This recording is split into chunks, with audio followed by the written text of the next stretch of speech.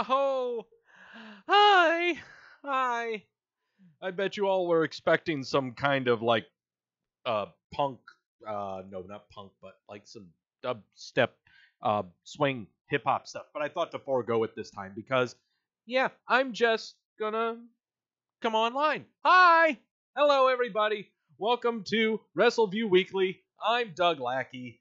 Hi, veteran columnist of Wrestleview.com and co-host of Wrestleview Weekly alongside Adam Martin, editor-in-chief of Wrestleview.com, where we cover all of the major WWE pay-per-views with our reviews and stuff and try not to bitch about them. Yes, I am decorated for Christmas. Sort of. We wasted all the rest of the Christmas decorations in the apartment for everything else around in the apartment. So, hello, Andrew and Jake and Lewis and Goose, who's its birthday. Who gives a damn? Glad he survived another year. Good job. Man. Whew. What a day. What a weird week, to tell you the truth. Just so y'all understand, first off, this is Wrestleview Weekly, where I review Raw and SmackDown for everybody, recap a whole week's worth of news, go over injury reports, take a gander at the WWE milk carton. You all should be familiar with that segment by now. And also, we are resurrecting the Match of the Night segment tonight. More on that in a little bit. First off, if you live in North Carolina or anywhere around the Mason-Dixon like myself, if you do not like the weather, if you don't like the temperature, just wait a couple of days and it shoots up or down about 30 or 35 degrees. Last weekend, it was an absolutely gorgeous weekend. Oh, it was in the mid-60s. You could go outside in a jeans and t-shirts. It was just absolutely beautiful outside. Now, it is 35 degrees. We are slated for this weekend to get potentially 3 to 5 inches of snow. We're supposed to be going to some office Christmas parties this weekend. That might not be happening because, winter happens. So who knows what's going to be happening. So yeah, winter just decided to come up and go, hi, remember me. Hey, CJ, how you do? Yeah, so here we are on a very weird week in wrestling stuff, especially on the WWE side, where we are coming off of what many are saying was the worst WWE television of the year. And if you were with me last week, we went over basically an autopsy report of Raw and SmackDown. Just seeing the lay of the land. Who are the faces? Who are the heels? What programs are going on? What the hell is happening here? And just praying to God or someone high up there that this week's Raw or SmackDown would maybe provide some clarity or make things better or a little more palatable. Most people for Raw have been saying that it was still a bad show, but not as bad as last week, and that's just because we set the bar incredibly low. SmackDown can be the same way. I'm going to tell you right now, I think Raw was actually leaps and bounds better than what we had last week for very good reasons. For very, very good reasons. We were given a lot of clarity. Many characters have changed their tones. And yeah, it'd be really nice to kind of look over it and see what you guys think about it and all. Also, later on the show, I mentioned I'm resurrecting the Match of the Night segment. If you're not familiar with this program that's been going on right now, we're looking at since February. Match of the Night, when this show was on Twitter, is where I would sit down and watch a wrestling match that I've never seen before, whether it be from way back in the day or up until the now, whether it be from established federations that are now defunct to the independent federations. And so I figured to resurrect the Match of the Night segment tonight to memorialize Dynamite Kid, who passed away today on his 60th birthday, no less. And while I was preparing for the show, I've seen matches with Dynamite Kid. What I remember of Dynamite Kid before looking up anything online or anything. I'm gonna take off this damn necklace. It's not making me look pretty. What I remember of Dynamite Kid is, of course, of him being one half of the British Bulldogs alongside Davey Boy Smith in the late 80s, where they would have these feuds all the time with the Hart Foundation. And that's what I remember of him. And after looking up stuff about him and watching, I believe we watched one match involving him and Tiger Mask on my show earlier this year. Come to find out that he's kind of a potato throwing asshole, but also they say he was innovative in the lines of when it came to the junior heavyweights. Kind of perusing the Wikipedia page about him and trying not to dive too deep into the chasm of people, lauding him to the heavens. Okay, that was my difficulty looking up stuff on Dynamite Kid. Was if you read me on the Twitter and the Facebook earlier today, I equate him to you're looking up stuff on George Harrison. He's a member of the Beatles, and everyone says that he's an awesome guy because he was a member of the Beatles, but all you really remember of him is that he had a one-hit wonder in the 80s, and he was a member of a supergroup. And so you're trying to figure out as much as you can about this guy without diving too deep into the echo chambers of everyone saying how fantastic he is. You want to try to find out as much as you can about him and still have an open mind about everything that was going on at the time that he was at his popularity. I hope you all can grasp what I'm getting into here. And so I kind of did that a little bit, trying not to cloud my open judgment, trying not to dive into echo chambers, and find out that he kind of just seems like a regular pro wrestler like all of us, except that Chris Benoit tag teamed up with him when Benoit was at an early age, looked up to him a lot, and did a lot of diving headbutts and got a lot of concussions. And he liked to throw potatoes in the ring, and guys didn't like that. He would throw potatoes backstage. People didn't like that. He thought he was all hot shit on a silver platter when a lot of people thought he was cold piss in a paper cup. So it's kind of tough, to look over Dynamite Kid and his career and try to paint him in a positive light when you see a lot of bad things about him and you see a lot of people yelling from echo chambers about him. So instead, what we're going to do is we're just going to watch a match. And we're going to watch a match with him against someone that we all know and love, and that being the god of the lariato, Stan Hansen. So we're going to watch Stan Hansen toss some lariatos at the Dynamite Kid from back in 91, coming out of All Japan, which is I'm kind of looking forward to. I saw it's a good 10-minute match. So those of you that are listening to me just on the audio, that match is going to be coming up near the end of the show. And for those of you on the audio, sucks to be you. You might want to check it out on the YouTubes where we actually watch it and react to it. That's how it goes. Ears do one thing, eye holes do another. Today's beer that I'm drinking, or stuff that I'm drinking because some of y'all kind of care, we are dipping into Frostbite Black IPA from Foothills Brewery out of Greensboro, North Carolina. Foothills Brewery is a great craft brew out of here. Very light, very tasty. If you all don't like IPA, again, sucks to be you. So, Tony Goose saying, yeah, he was a douche. I remember the story about how he broke Bruce Hart's jaw over a TV remote. Didn't read that story, but yeah, that doesn't shock me either. So, all right. Time to get into the show. Time to get into the reviews. And I know that a lot of you are going to say that let's go ahead and switch over to scenes here. I know a lot of you are going to be saying that, man, Raw stunk. Not as bad as last week, but Raw stunk. I'm here to convince you that this week's Raw, yes, was not a great show, was a hell of a lot better show than last week, but we got some clarity. Lots of clarity. All right.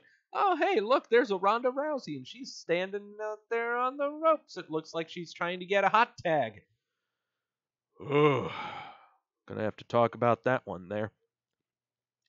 Raw opened up this week with a 10-bell salute to the passing of President George H.W. Bush, 41st President of the United States.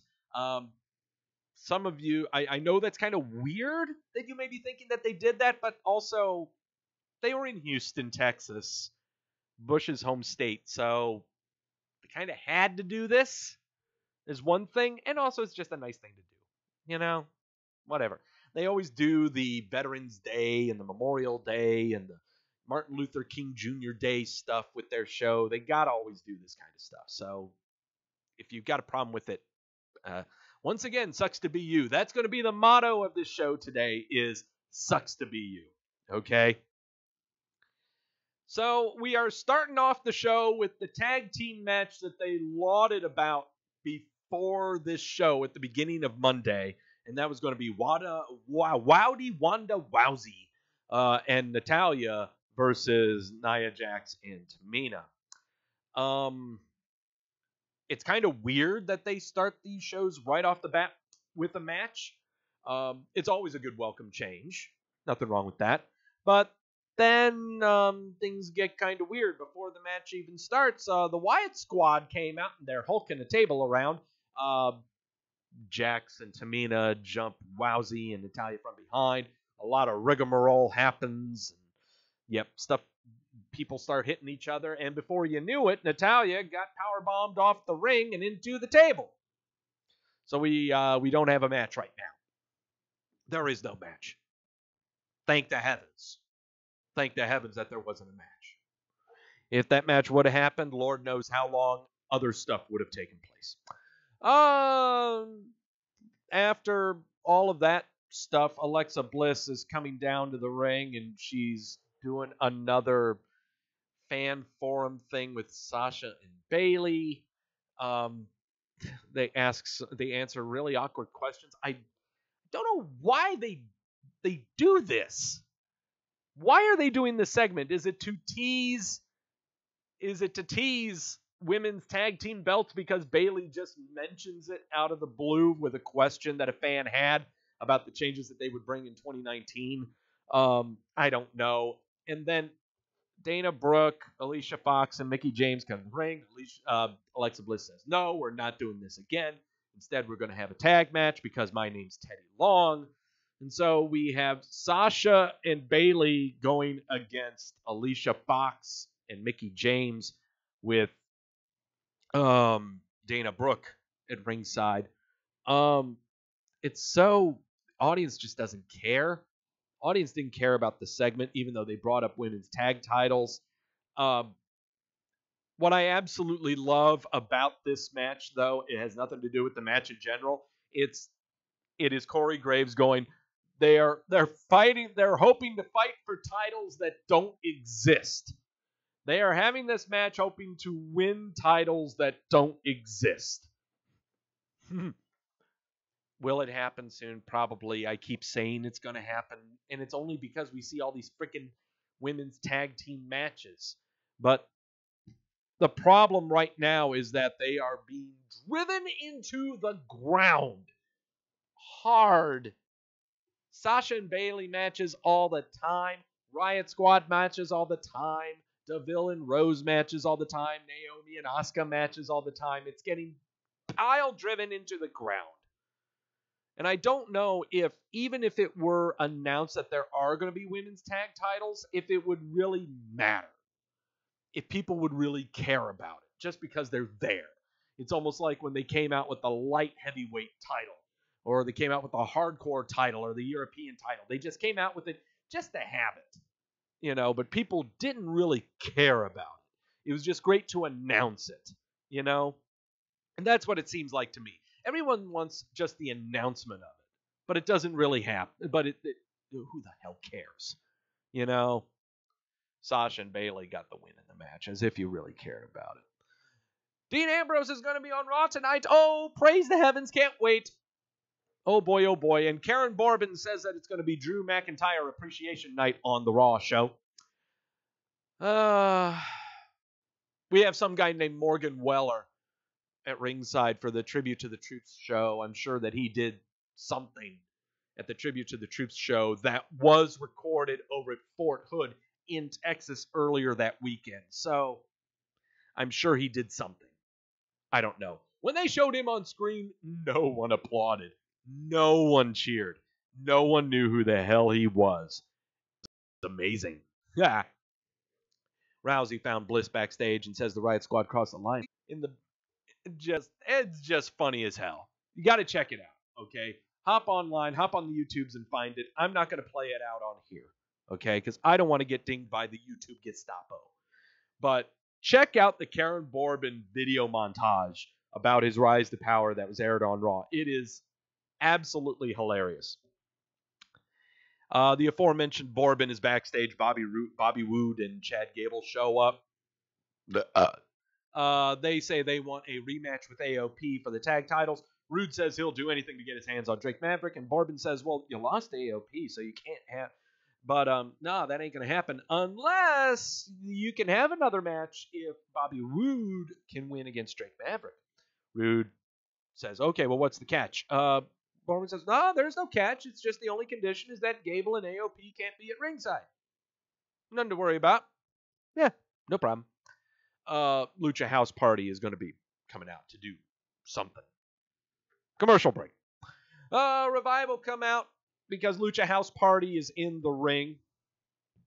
And Revival says that they're trying to teach them how to have a proper tag team match. They don't have respect for tag team wrestling. None of that happens. If they can't respect their lessons in tag team wrestling, then they're going to teach them a lesson in a traditional one-on-one match. But then JoJo, the announcer, says that this contest will be going on under Lucha House rules, which means this is now a 3-on-1 handicap match.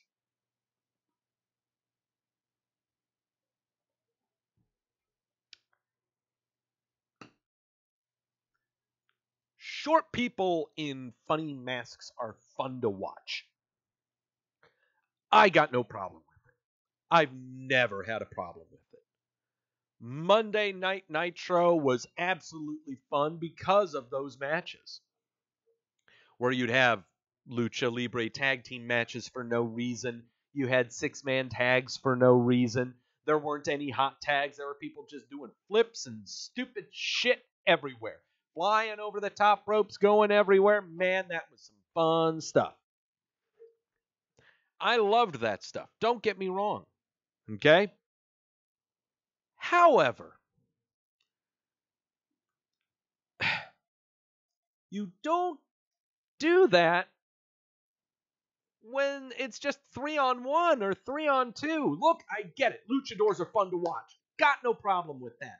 But how in the heck is it fun to watch when it's at the expense of some other talents that are just there to get beaten up like the piñatas that they bring to the ring? That's not... No. And what's more is that, oh yeah, the funny guys, haha, look at them flipping around. Look at them. They're beating up the short white guys with the southern accents. Ha ha ha ha. No. No, I'm not a fan of this. Okay? Unless you're going to have the luchadors going against each other, that sounds great. That sounds really cool to watch. But not in this respect. Just doesn't grab me. Tedesco saying it best on here. How are you supposed to root for the Lucha House Party when they get the 3-on-1 advantage? Seriously, I will not comment on any of these matches ever again because it's so asinine. Yeah, I mean, if you're wanting to show off Lucha House Party and having them do wacky, stupid shit, put them against jobber teams. You know, put them against local talent. What's wrong with that? And what's better is you put them against jobber teams where the two guys are massive. Okay? They are no-name big meatheads. And the guy and the Lucha House Party can just pinball off of them and make themselves look good. Why not do that? Why do it at the expense of one of your tag teams? More to the point, why not just do it against the Ascension? We can get that, okay? We can get it if you did Lucha House Party rules 3-on-2 or even 3-on-1 against Connor of the Ascension. The Ascension is the perfect team to do this with. Revival, not so much. I'm not digging it. I'm sorry, it doesn't match. It just doesn't match up, okay? Titus O'Neil is apparently on the Ebony Power 100, and that's really great because Titus O'Neil is too busy saving the planet. He's too busy saving the planet, has no time to wrestle, okay? He is too busy putting people in affordable housing, educating poor children in free schools. More power to him. Titus, you do you, save the planet. Good job. Just don't get back in a ring. Drew McIntyre Appreciation Night. Karen Bourbon introduces him into the ring. And Bourbon presents Mr. Drew McIntyre with the gold. Let me see if I can find this right. What he says it's the gold medal of appreciation, or it's the medal of excellence, something like that. He gives him a gold medal because Kurt Angle's not there anymore, so they need a gold medalist. So there you go. McIntyre says that he's there to end complacency. He gives us a synopsis of himself. Yada, yada, yada. Got a tingly feeling the idea that Braun just launching luchadors. I love the idea of Braun tossing luchadors left and right, but that ain't happening. I mean, I love the thought. Maybe Lars Sullivan could do it. It sounds so much fun. As McIntyre is lauding about himself and giving us a nice little rundown and summary about himself, Dolph Ziggler comes out and says, hey, what the dealio? I did a lot of stuff. Hey, I thought we were a team. Why didn't I get an invitation? Maybe it just got lost in the mail. McIntyre says, you never got an invitation, and if you notice, you don't meet the height requirement for this party. McIntyre says he's always been the brains, the muscle, and the talent. He says he's the whole damn package. Business relationship worked for a while, but it's not working no mo. Ziggler's role was to get him in a prominent position. Ziggler succeeded for once in his life, and McIntyre sarcastically thanks Ziggler before dismissing him. He says that Ziggler should be kissing his feet, and he made him relevant for the first time in 10 years. Well, Ziggler went after him with the zigzag. Bourbon says that Ziggler's not going to come down here and ruin Drew McIntyre Appreciation Night. There's going to be a match right now. Okie doke. Drew McIntyre versus Dolph Ziggler. It's your typical Dolph Ziggler match where it's going to be a commercial break match. He does all the fun spots that you know and love. At some point in the match, McIntyre starts saying that, grabs a microphone and says that he's been going too easy on Ziggler and he's going to treat him like Finn Balor. Well, at one point, Finn Balor comes down to the ring, does a little interfering of some sorts, and then there you go. McIntyre got in, and then Ziggler pinned him for the match, for the win. First time McIntyre's been pinned since coming back into the WWE, which means that he has been looking strong this entire time. Tedesco saying he liked the segment and most of the match, but the finish was, I think it's time to have an overhaul of the writing staff when it comes to the booking. I really have a problem. I've always had problems with wrestling terminology. I don't like using wrestling terminology. Buried. Booking. The doghouse. I don't like that stuff because, honestly, I think a lot of people who use those words don't really necessarily know what they mean. You know? Stuff isn't booked. It's written. This is a TV show. Stuff is written. Okay? We have writers. These are not bookers. These are not promoters anymore. We don't have territories. There are no longer territories with wrestling federations without television shows. So you book matches. Stuff is written, now. This is a television show now. So saying you should have an overhaul of the writing staff when it comes to booking, that means you want to overhaul the writing staff when it comes to writing. That means you just want to gut the writing staff. No. But to do this, swerve, have a match with no promotion to it, well, no, you don't do that. You want to give people a reward for tuning into the show, okay? How many people after last week's Raw do you think were actually going to watch this week's show? Not a whole lot. It was going to drop down. Ratings are going to be bad for this show, okay? But then when people start getting on the Twitter and getting on the Facebooks and start telling people that aren't watching the show, hey, Dolph Ziggler just swerved, and they're having a match to confirm it, people bum rush back on. You can't promote a swerve. You can't. It's supposed to be unexpected. But that's all we got. Could have helped Ziggler, who is now a face out of nowhere, get a nice rub in a promoted match against McIntyre to pick up a win. Even if it was a distracted finish, by the way, the distracted finish has been done to death lately. Guys,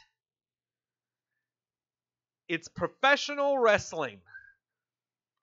People need to stay strong. So, let's go ahead and consult our sources.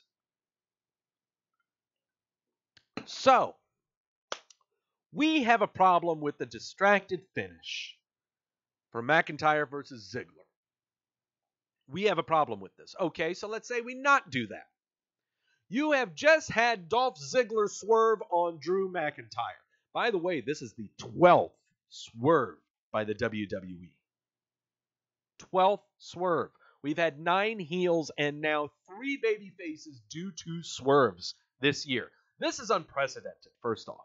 This never happens with WWE writing. Never. Never.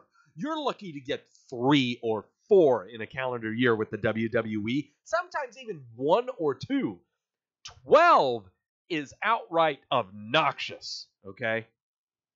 So, you've got a problem with the distracted finish. All right.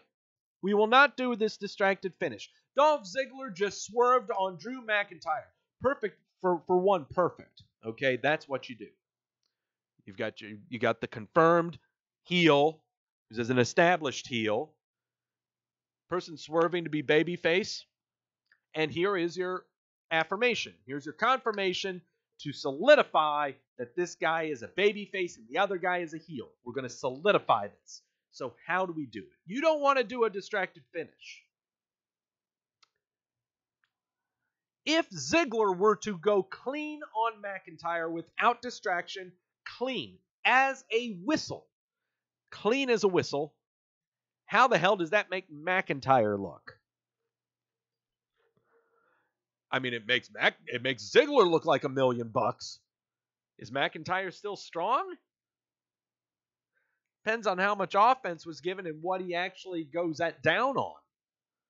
Because, God, how many times he took a zigzag earlier in the match? Is he going to take another one and get pinned by it? God, how many super kicks is Dolph Ziggler going to throw? It ain't going to be from a damn sleeper hold, because Dolph Ziggler's moveset stinks. Dolph Ziggler's moveset is not conducive to a clean win. But you want him to have a clean win. So, what do? CJ brings it up. What do you do if Dolph gets the clean win? What do? What's Dolph going to do now? Is he going after Rollins in the title? No, he's not, because Rollins has got Ambrose to worry about.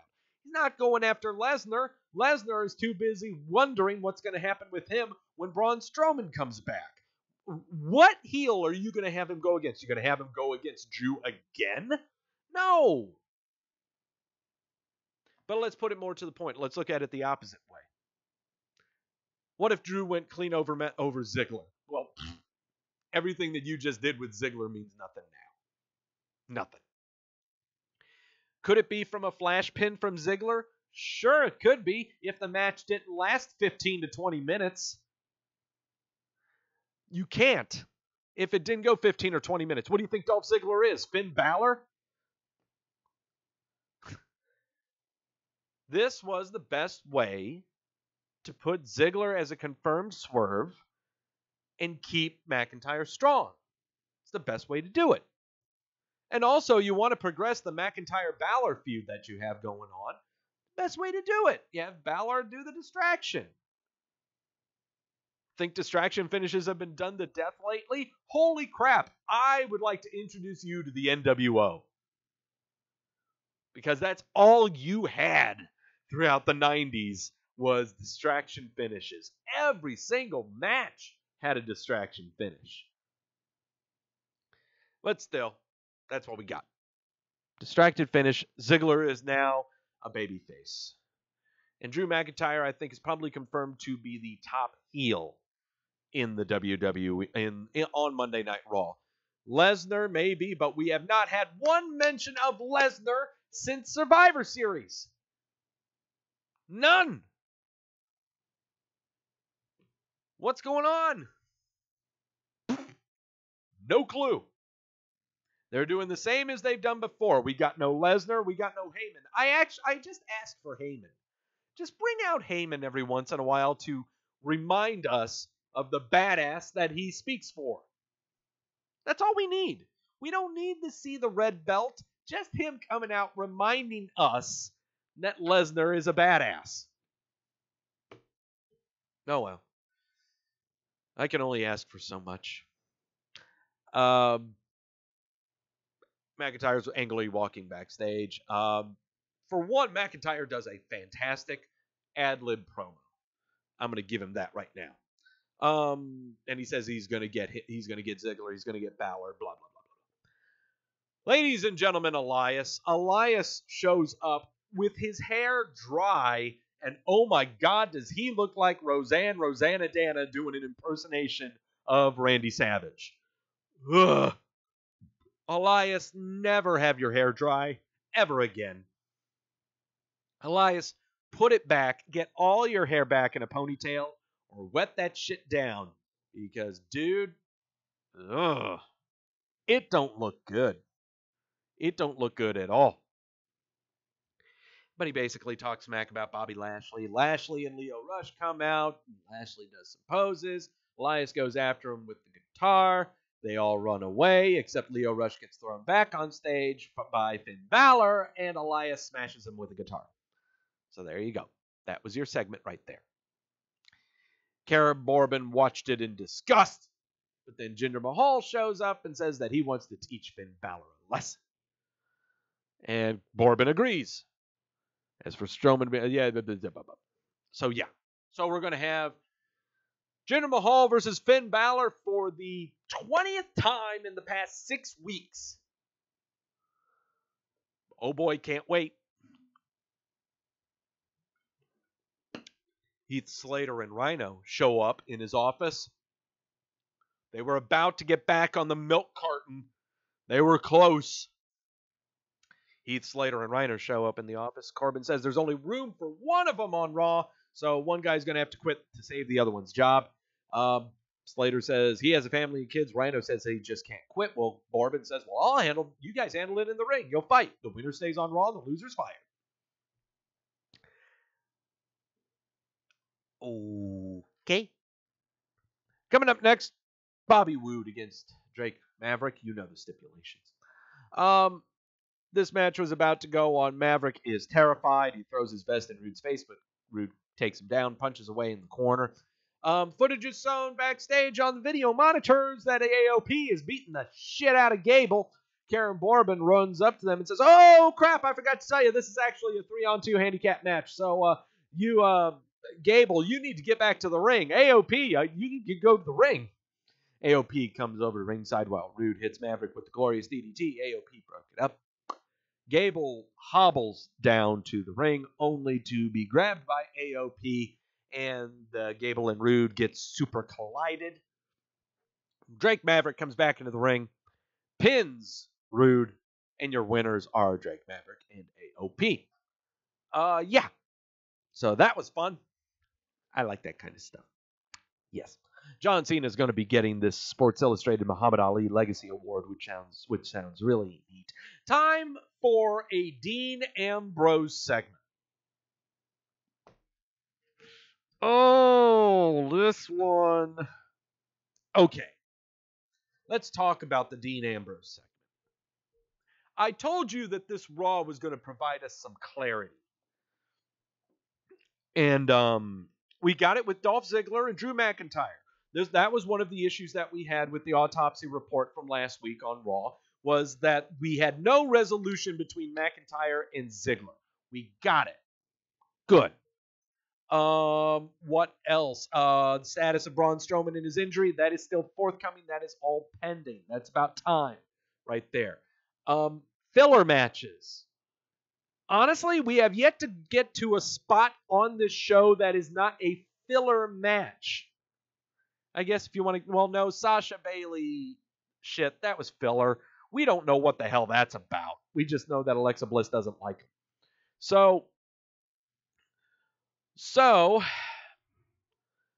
one of the issues that Raw had from last week on the autopsy report was the Dean Ambrose character.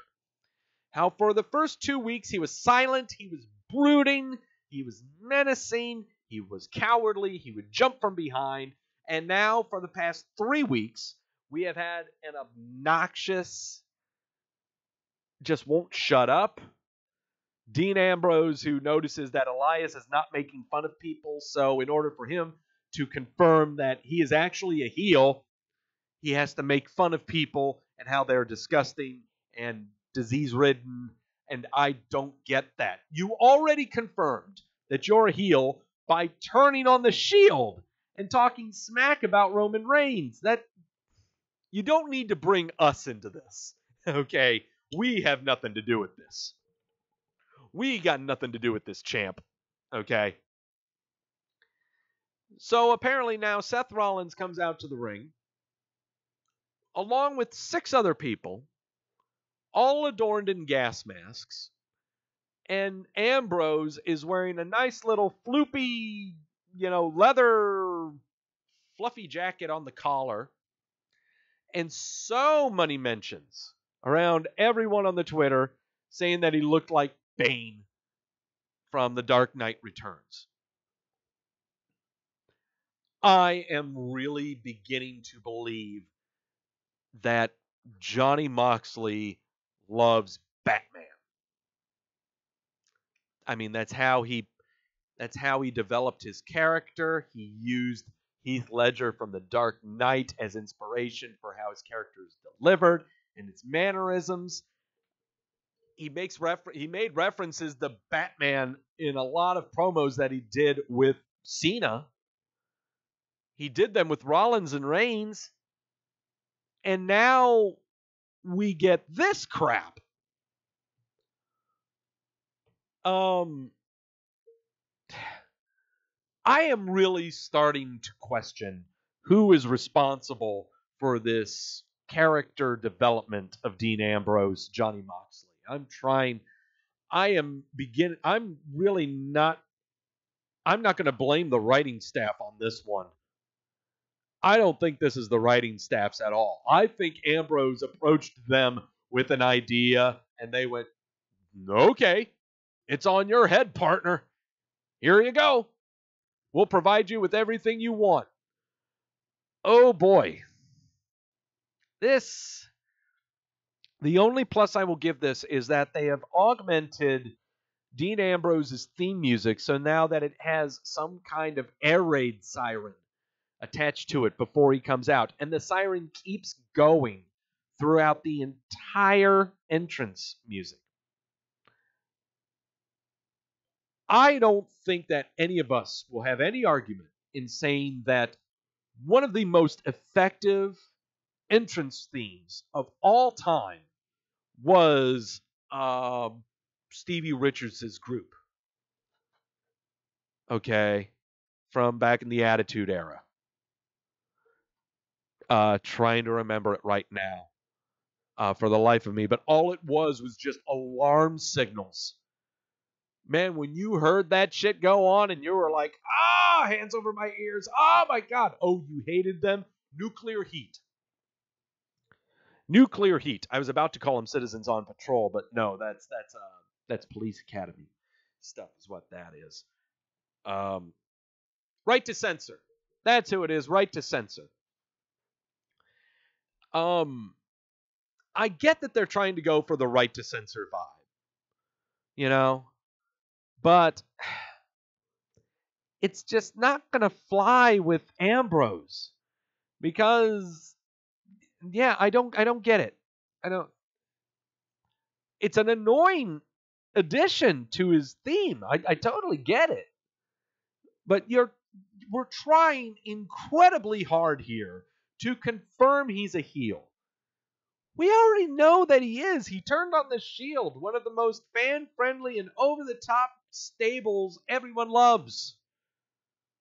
You don't need to do more than that. After that, it's just going to get annoying, and people are just going to go, whatever. Yeah, you're a bad guy. Good for you. By the way, Seth Rollins came out and beat him up. So there you go. Yeah, what did this accomplish? What did this segment accomplish? Absolutely nothing other than introduce us to an augmented theme song and I guess a new look for Ambrose that makes him look like a low-budget Bane. Sure. Congratulations. Now, however, so I brought up that the Ambrose character has not really been solved. That he's still obnoxious and that he's going to try this little thing that he's got a Batman idea for. But it was solved. Not by Dean Ambrose. Replays are shown after the commercial of what happened between Ambrose and Rollins. Corey Graves asks Renee Young about what's going on with her husband, and she vehemently and angrily shuts him down. Starts saying, what happens between a marriage is none of your concern. I don't know what's going on. Why are you asking me? Leave me out of this. I know we've said in the past couple of weeks that they should really let it go with the whole asking Renee Young what's going on. I really have a feeling now that there will be more heat to be thrown onto Ambrose and more legitimacy put into it when Renee Young is involved. Just because of her annoyance by it. Because he comes out and he's doing all this shit and she's got to try to defend him and try to answer questions and she's getting pissed. Now she's getting fucking frustrated. She's like, shut up. Don't make me come over there and slap you. Okay? I am more interested in when Cole and Graves start asking Renee about Dean than what Dean is actually doing. What was fabulous is coming from that break, and all three of them are standing in front of the desk. Cole in the middle, Graves to one side, Renee on the other, and Graves brings up the question, and Renee has this look of just how fucking dare you ask me. And Cole has this look on his face of like, oh my God, I'm just here. Oh God, don't, oh God, I can't believe this is happening. Don't. No, why'd you go there, Corey? Oh God, Renee, no. I'm not in. I want to move on. I want to talk about the Riot Squad, please.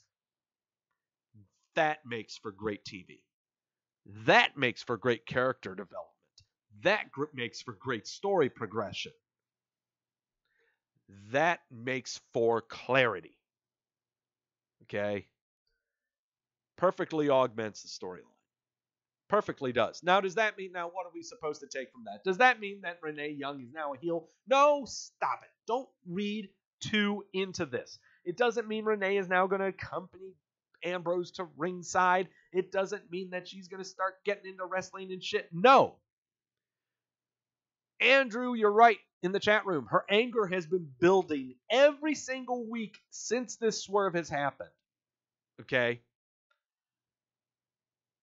She is just still going to be a commentator, but she has this cloud over her head that she has to constantly answer to. She's going to be frustrated by it, and it's going to make for great sidebar stuff about Rollins and Ambrose. And it's going to continue. Ambrose might as well just win the title.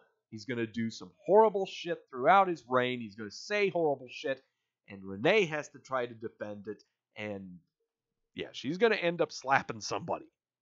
Okay? Or you could have the two of them, like her conducting the interview with him in the ring, And she has to ask him, "What are you doing, honey? Why do you put me in these situations? Why are you doing this to me?" That's what could be happening later on down the line. Replays are shown of the whole beginning of the show, Jackson, Tamina, and Riot Squad beating up Natalya. Another moment of clarity. Charlie Caruso is backstage with Jax and Tamina. Caruso announces Rousey is teaming with Ember Moon, and Jax says that, well, she's hoping it would have been you. Jax slowly talks about how they'll just take out Ember Moon, isolate Ronda on her historic path to the Raw Women's title. Mike Tedesco did not give this interview the credit that it deserves. Throughout this interview that Jax had regarding this tag team match that they were having, and also her title match with Rousey at TLC, she didn't look in the camera. The entire time she's looking at Caruso, a side view of your face. She is looking straight at Caruso, answering her questions. She's not smiling at all. She has, from the side view, just a pissed look in her face. I don't care. The only reason I don't like Ember Moon and we beat her from behind all the time is because I don't like her face. Now I'm going to see her face all the time at the opposite side, and she shows her right hand, and I know what I can do with that. As far as Rousey, she says she's going to take back what's hers, and she just yells out the word mine so loudly that the reverb kicked from the mic, and it wasn't clean at all. It was just a visceral scream of mine. This was the delivery from Nia Jax that we've been looking for all along. No smiling. No, look at this, I got a right hand. All business. All everything. She's angry. She's intimidating.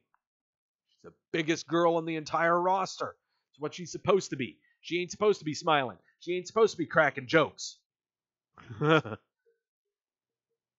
I loved how Tamina tried to photobomb herself into the interview. She's like, "Oh, yep, that's me." Mm-hmm. No. She tried to photobomb herself into the interview, but then she quickly went back.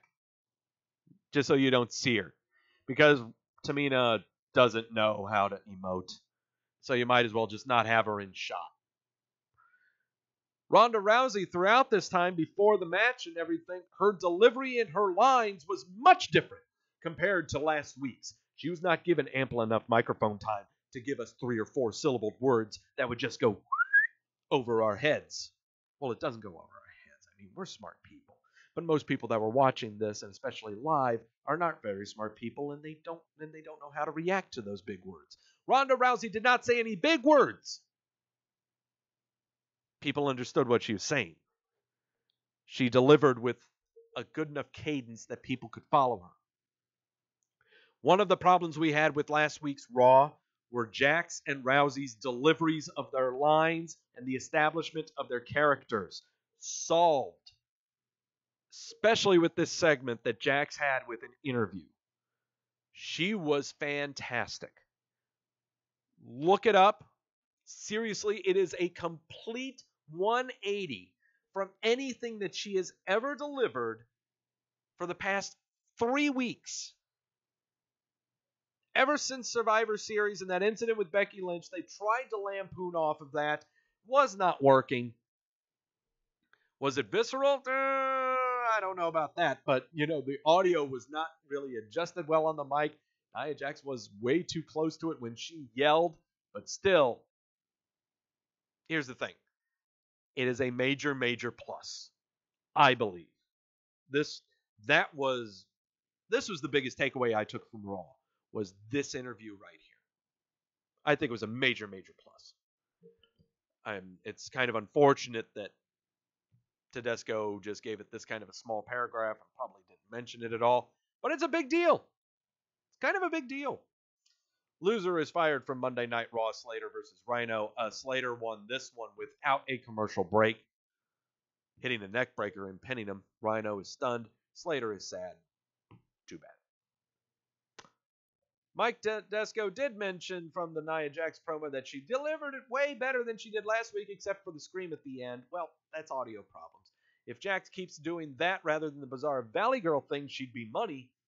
Yeah. Oh, yeah. Yes, yes, yes, yes, yes. Heath Slater is walking backstage. Karen Borbin stops him. Borbin congratulates him. Slater asks him if there's anything he can do for Rhino. Borbin says what he can do is his job, and he hands Slater his new uniform. Slater's going to be a referee. This is going to be interesting stuff. It's finally good to see Slater and Rhino given something on Raw. This is going to be fun, I think. Jinder Mahal with the Singh brothers going against Finn Balor. We've seen this 27 times, except Apollo Crews decided to show up and beat up the Singh brothers, but get booted in the face by Jinder Mahal. But then Balor beat up Mahal as he got back into the ring and gave him the coup de grace and won. It was not a flash pin. That's right. Finn Balor won a match for the first time in 6 weeks that did not involve a flash pin. We resurrected him. We pulled him up out of the ground. So there you go. He was booked as a competent face, Tedesco says. For one night only, maybe. He was about to say something backstage, but then McIntyre beats him up. Yeah, there you go. And then finally, your tag team match of Jackson Tamina versus Rousey and Moon. Ronda Rousey and Ember Moon get the win. Nothing really to say about it. It was a basic tag team match. What did the people think of this week's Raw? Well, it sure wasn't a 95% thumbs down, but an 88% thumbs down. Prepare yourselves for another stable that's going to be happening soon with Raw, probably next week, in order to combat the, Karen Borbin, Drew McIntyre, Bobby Lashley trio. They will be now faced by the Finn Balor, Elias, Apollo Crews trio. Oh boy. Brace yourselves. This one is going to sting. Throw in there AOP for the heels and Chad Gable and Bobby Roode for the faces. Ooh, this is going to sting. This is going to really, really sting. I don't know if we'll be able to survive this. Can SmackDown do us any favors? Well, I think it can when you got Daniel Bryan wearing some eco-friendly shirts. He's wearing a non-existent name. He's got a non-existent nameplate belt. All right, SmackDown.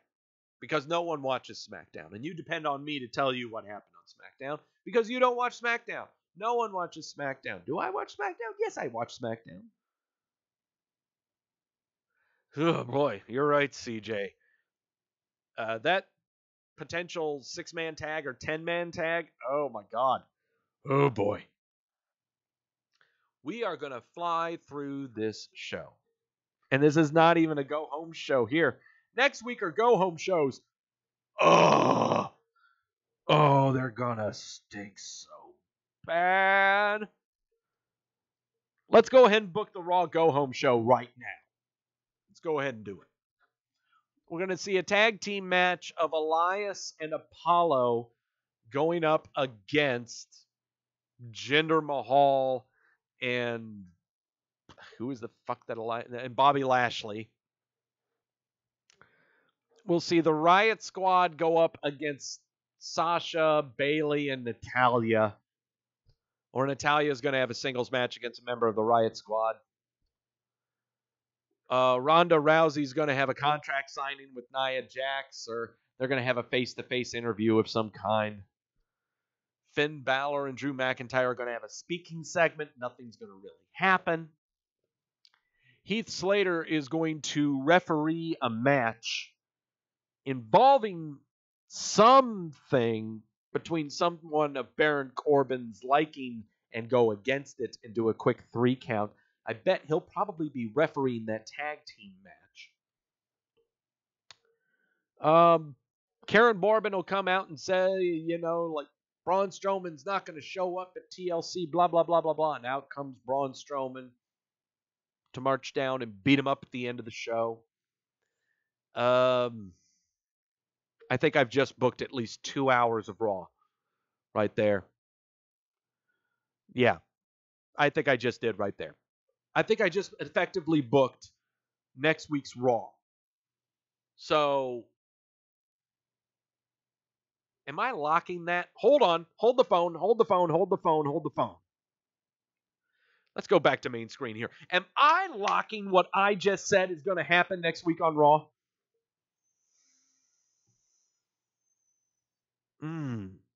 I think I might. I think I might do that. There's no way I'm going to lose this one. No. There's no way I'm going to lose this one. And this will make it more entertaining for when you guys check in on next week's show. So, I am locking in 4 things that are going to happen next week on Raw. Brace yourselves. We're going to have an in-ring segment involving Balor and McIntyre. We're going to have a tag match involving Elias and Apollo going up against Mahal and Lashley. We will see a segment of some kind involving Jax and Rousey. And we will see a 6-woman tag involving Bayley, Sasha, Natalya going up against the Riot Squad.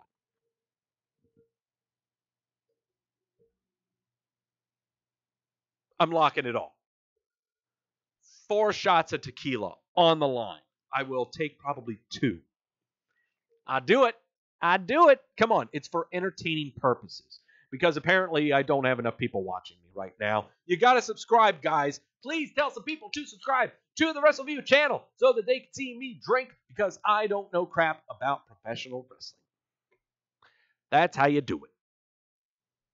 By the way, the Crimbus show is going to be coming up soon. More details on that coming up at the end of this, near the end of this show. You guys don't know what the Crimbus show is? Oh, you're missing out. SmackDown. All right. Paige is in the ring. She's got Asuka, Charlotte, and Becky Lynch in there. They're doing a contract signing. They're yelling at each other. Mandy Rose and Deville come out there. They say they should be part of this. Tag team match. Charlotte and Asuka versus Rose and Deville. Charlotte and Asuka don't get along. Rose and Deville, they win. Shane McMahon is backstage with The Miz. The Miz talking about why am I interviewing Daniel Bryan on Miz TV. Shane says that Miz TV is the greatest talk show ever. Mentions again how they're meant to be the best tag team in the world. Shane tells them they're not partners. They should concentrate on having Bryan on Miz TV. Yeah. Okie doke. Triple threat match involving members of 3 tag teams who have been prominently shown on SmackDown since SummerSlam. Jey Uso versus Xavier Woods versus Cesaro. It's been nothing but The Bar, New Day, and the Usos for the past 4 months. That's all it has been. Who cares who won that match? Who gives a good goddamn about that match? Rusev and Lana are backstage, and Rusev is interviewed about why Nakamura is such a jerk. Rusev says that he's a jerk. He wants that U.S. title. So there you go. There was that segment. Miz TV with Daniel Bryan. This time Daniel Bryan had the title. First time in history that he's been on Miz TV with the title. Daniel Bryan says a lot of stuff. Doing a way better job than Dean Ambrose when it comes to saying how bad of a guy he is. AJ Styles comes out to try to beat up Daniel Bryan. Daniel Bryan, being a fantastic chicken shit heel that he is now, pushes Miz in the way of AJ Styles. They beat up each other. The Miz does the skull-crushing finale on AJ Styles. This will lead to a match involving AJ Styles and The Miz. Jeff Hardy versus Randy Orton. Why? I don't know, but this is going on, and Samoa Joe appears on the TV at a bar doing a fabulous rendition and narration of someone who's doing a public service announcement. distracting Jeff Hardy, and Randy Orton gets the win. What the hell is going on here? Why against Randy Orton? I know you didn't book Rey Mysterio for the show, but you didn't have to have Randy Orton doing this.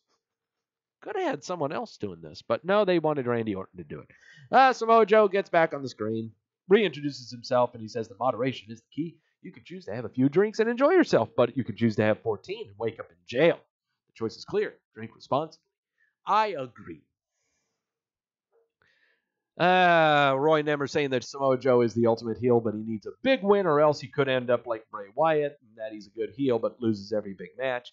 You know, that has been the number one complaint that I've been reading on the Twitterscape regarding Samoa Joe, is that he loses every single pay-per-view match, and that is a detriment to his character. Shut up. Shut up. At least Samoa Joe is on TV every day, and he's actually having viable feuds and programs with people. Not like Bray Wyatt. Bray Wyatt did not have capable programs going on with people. New Day is going to host a rap battle between the Bar and the Usos because tag team wrestling. Daniel Bryan asked backstage why you're still back there, and he said the new Daniel Bryan doesn't run. Everything he does with a purpose, and he's going to go do commentary for the AJ Styles Miz match. Daniel Bryan doing the distracting and stuff. Miz went for a figure four, but AJ kicked him off into the ring post. Ref is distracted by the Miz. Daniel Bryan grabs AJ's leg, but AJ kicks him away. Miz runs towards AJ, but AJ locks in the calf crusher, and Miz taps out, and there you go. Daniel Bryan would get into the ring afterwards and beat the crap out of AJ, putting in a new submission hold that he will be using as a finisher now called the heel hook. So there you go. A better SmackDown Live, but I really wanted to fly through it because, honestly, this was the opposite of what Raw was. There were not a lot of answers and not a lot of solutions to the problems that we had for SmackDown. The number one problem we had with SmackDown is what is up with the tag team division. It's been the Bar, Usos, and New Day every week since August. It still has not changed. That's what it's going to be from here till eternity, is those three teams. What about filler? What are you going to be doing about all your women that are filler now? We had no Naomi. Was a big one. We had no Naomi. We had no Lana, only to appear and smile as Rusev said words. DeVille and Rose, it looked like we thought we were getting a program between the two of them, but not so much. They did a filler match to try to pump up the Charlotte Asuka Becky match coming up at TLC. There's nothing there. Where is Andrade Cien Almas? I'll tell you where he is now. Where was Nakamura? He's Lesnar, remember? But the only mentions of him were in Rusev's promo against him. So I guess that's a good thing. It's just this episode of SmackDown was very lackluster. SmackDown has been taking a very steep nosedive in the past 3 or 4 weeks. And it's just because it seems they are really on autopilot. I know we just had a Daniel Bryan swerve. But I don't know. It seems to be that's the only thing. And Samoa Joe doing some good promos, well, he does that every week. He did that all the time during his program with Styles. What's really killing this show right now is the stuff in between. We have a dead tag division now where it's just 3 teams. Women are non-existent if their names are not Asuka, Charlotte, or Becky. Especially if your names aren't Charlotte and Becky. So it just seems that we're running on autopilot here. And we're just doing that until the Rumble. Who knows what's going to happen at the Rumble? Frankly, I think that's the only pay-per-view that matters nowadays is the Royal Rumble. That's the one we have the most fun on. And we're going to have some fun on it on this show. Use bottle to point with. By the way, what did you all think of the show? I didn't really care for this show, so I'm giving it a thumbs down. What did everyone else think of this show? Yeah. 80% gave it a thumbs up. I guess I'm in the minority. Maybe it's because everyone liked the Samoa Joe promo. Maybe because everyone liked the Daniel Bryan stuff. I don't know what else you could have liked. Sure as hell wasn't a triple threat involving 3 tag teams you've been seeing for the past 4 months. We are pretty much, Andrew says in the chat, are we waiting on the Rumble to pick things back up? Yeah, pretty much. Yeah. Everything is right now on autopilot until mid-January. Sorry. So, I don't know if that's really depressing. I'm really sorry to leave you guys on a real depressing note here, but yeah, those were the TV shows. Raw gave us a lot of clarity. SmackDown, not so much. Not so much. SmackDown is on a severe amount of cruise control. And don't get me wrong, I like cruise control. You know, it's very lazy. I don't have to adjust anything. I can just coast in the right lane and not have to worry about anybody. Yeah. It's nice to do, but for a television show, you don't want to go on cruise control. We got some notes from the Tribute to the Troops taping that happened yesterday. It's going to air as a 2-hour special on December the 20th at 9 o'clock Eastern on the USA Network.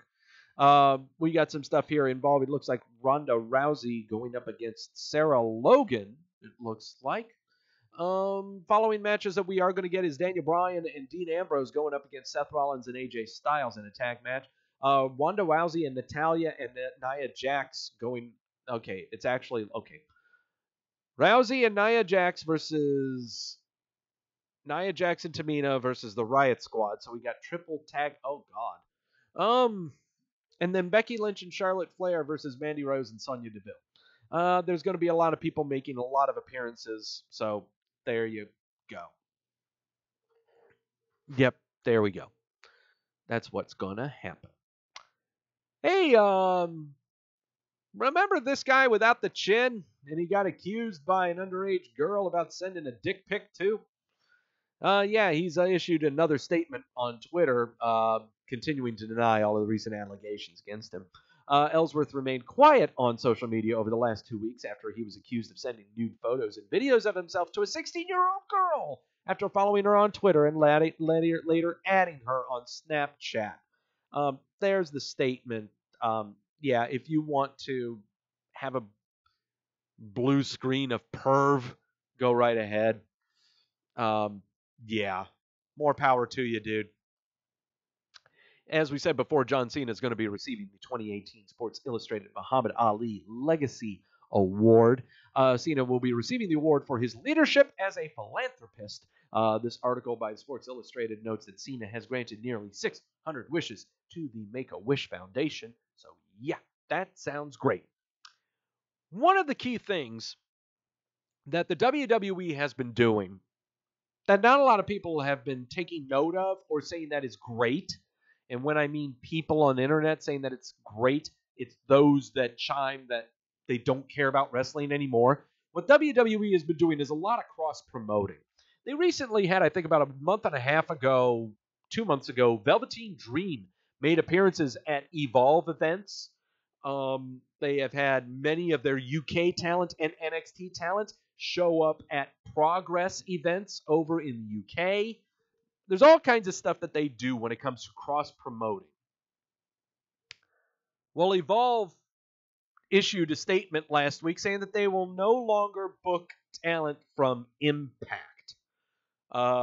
This comes after... this was in response to earlier last week, meaning Impact's tag team champs, LAX, they were pulled from upcoming Evolve events in December. Here's their full statement. We are sorry to inform you that Impact Wrestling has pulled LAX off the upcoming Evolve dates. Evolve officials were contacted by LAX and informed that they were needed for something else that weekend. No other explanation was given. Impact did not contact Evolve officials, and they left it up to LAX. There is no heat on LAX as WWN understands the situation they were put in.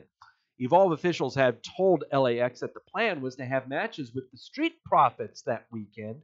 Well, Evolve was informed that LAX would not be able to lose in those matches. In order to avoid any political issues, Evolve made one night a triple threat match and the other night a six-man tag. This would give the fans the LAX versus Street Profits matches they wanted while protecting all parties politically. Unfortunately, Impact Wrestling waited until the matches were announced and then pulled the talent the next day. This all could have easily been avoided by not allowing LAX to take the dates in the first place. Evolve will no longer consider booking Impact Wrestling contracted talent moving forward.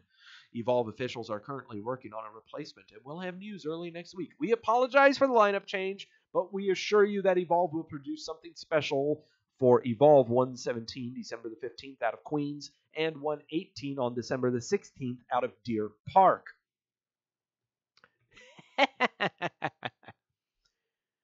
So Evolve has evolved. It's fantastic. Fantastic stuff. This really sucks for Impact. Okay? How else are you hoping to promote your talent? How else? You've failed to do this for the past 15 years. Now you just can't even depend on other federations because whatever. That's your own damn fault. This has been really interesting here, this bit of news. John Layfield, Bradshaw, apologized for his, quote, poor choice of words that were directed at Cody Rhodes. This screamed of clickbait to me when I saw this all over the Twitter. But former WWE champ and commentator John Layfield took to Twitter on Friday last week to apologize for comments that he made to Twitter on that Thursday night about Cody Rhodes. The tweets, some of which have been removed, saw Layfield specifically mention Cody and describe him as someone, quote, not in my league, and, quote, a tool. These tweets were said, got serious money on the Cowboys. I couldn't get money on Cody Rhodes if I tried. Another tweet saying, seriously, Cody Rhodes is a tool, not in my league. I'm retired. That was probably a reply to someone else. When I saw what those tweets said, I did not take anything serious by him at all. No, he was just having some fun. He's just having some fun, people taking it way too seriously. And then, my microphone keeps falling off here because I like to rest my face on it because it's so comfortable and soft. Layfield then tweeted out an apology, saying in his tweet, I was having fun with Cody last night and said I'd kill Cody Rhodes. I obviously didn't mean that literally. It was a very poor choice of words. I go way back with him and his family, and I was just talking smack in a pro wrestling sense. I apologize for that poor choice of words.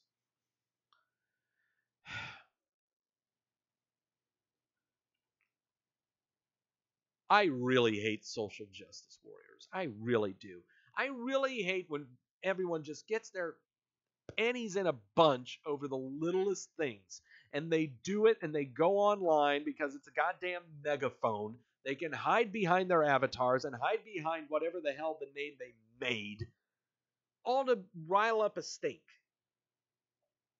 All to turn an anthill into Mount Fuji. Okay?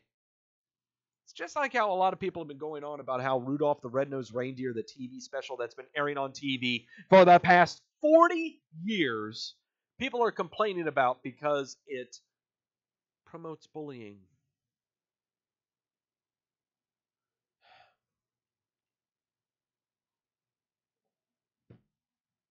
Yeah. Let that one sink in of where we are as a society now.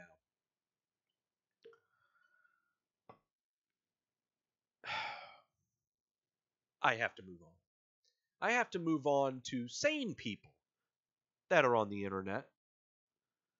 Like Xavier Woods, who is critical of wrestling fans, says they come off as entitled infants.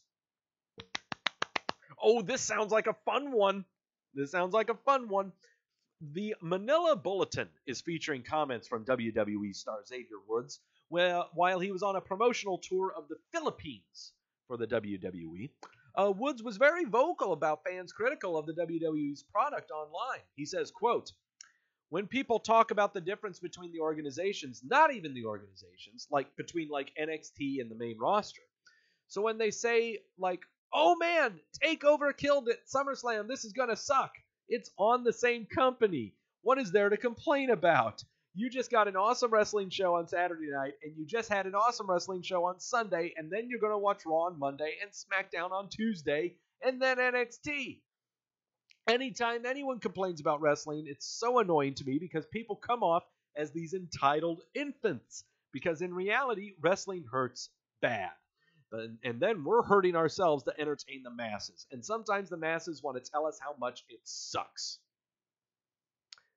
Amen to Mr. Woods.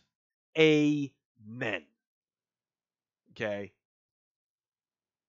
Saying that one show is great, then everything else is going to suck, and then you're going to be watching everything else. You're complaining and complaining and bitching and moaning about a fucking feast that you get for nearly an entire week.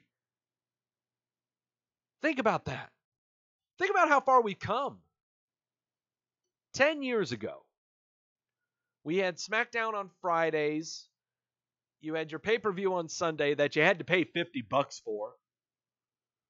And then you had your show on Monday. And that was it. Now we have a developmental entity within the WWE that we can watch and see them grow as it happens alongside two programs, television programs that are live now, opposed to one that was taped and you would read the spoilers for and never watch the show in the first place, and a pay-per-view that only costs $10. It's amazing to think about how far we've come in the past 10 years, and people complain about it. And people complain about how much there is. And the quality in comparison to the other things when they're all from the same goddamn company. Oh no, I can't believe I have all this food that I get to eat. But those mashed potatoes are sure better than that stuffing. Be fucking thankful. Be fucking thankful. And normally you would always hear the argument, well, if you don't like it, don't watch it. I'm not even going there. That's not how you combat this argument. That's not how you combat the debate. The way you combat it is you show them how much they have and what they're complaining about. Far too often you go on Twitter and people complain about how Monday Night Raw is sucking.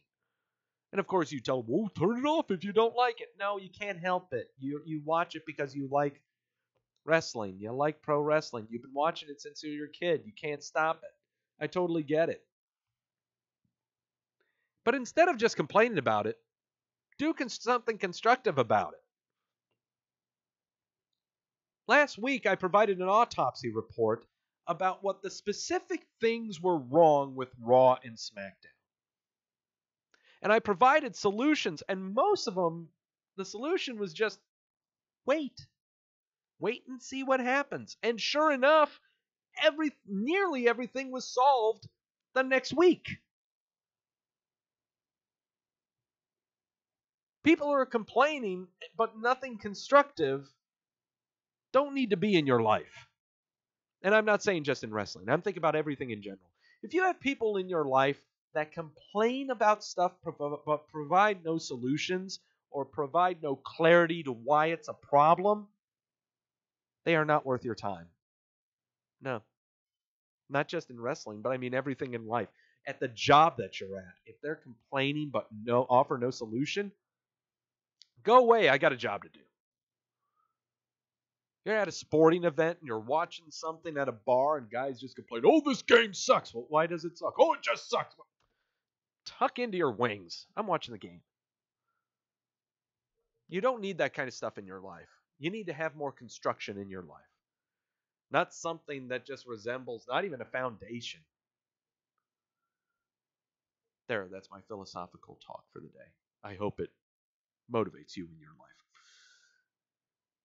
we have a statement from the WWE confirming the change to the WrestleMania 35 schedule that's coming up. I loved the drama that came from this announcement. Normally what would happen, it's not normally, but so the WWE issued a statement last Saturday confirming changes to the WrestleMania 35 weekend coming out of New Jersey, New York, or wherever the hell that area is. The biggest change is that the NXT TakeOver New York special has been shifted to air live on Friday instead of Saturday. Saturday, they will have the Hall of Fame ceremony going on. This is a change from many years because they used to have the Hall of Fame on Friday and the NXT special on Saturday. This made a lot of people wonder, oh, you're doing that so that, you don't dip into the people going to the Ring of Honor New Japan show at Madison Square Garden. You don't want to be having NXT competing with that. Yes and no. Yes and no. Do they want it to compete with Ring of Honor and New Japan's show that's going on at Madison Square Garden? Probably not. No, they don't. But look at it from a good side. And I'm looking at it from us at Wrestleview.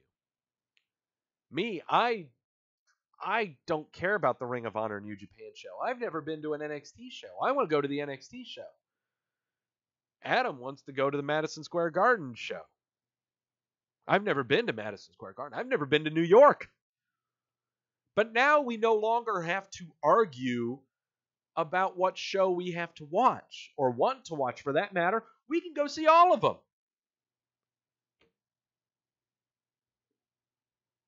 Is the change also they're handing out clothespins for people's noses, says Crash? I don't know. I just pretty much know throughout that weekend I'm going to wear my Wrestleview polo. I'm going to probably do the same thing and toss out some Cheetos. Yeah, that's probably what I'm going to be doing. I really enjoyed that at All In Weekend, throwing those Cheetos and pelting people in the face. That was the dream that I had, and I got to live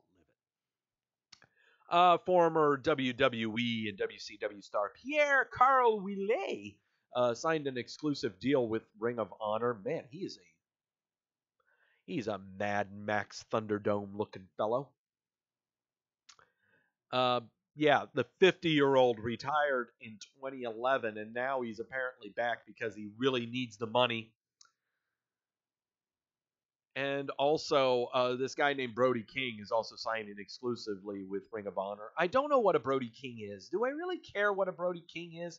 No, I don't think I do. But one thing I do know when it comes to Ring of Honor is that Joe Koff, the COO of Ring of Honor, is saying that he doesn't expect Cody Rhodes of the Young Bucks to re-sign with them next year because they're probably going to be too focused with the stuff that they're doing in Florida, which is going to be really, really interesting. I'm very, very curious about how this new all-elite wrestling thing is going to go in Florida. Very curious.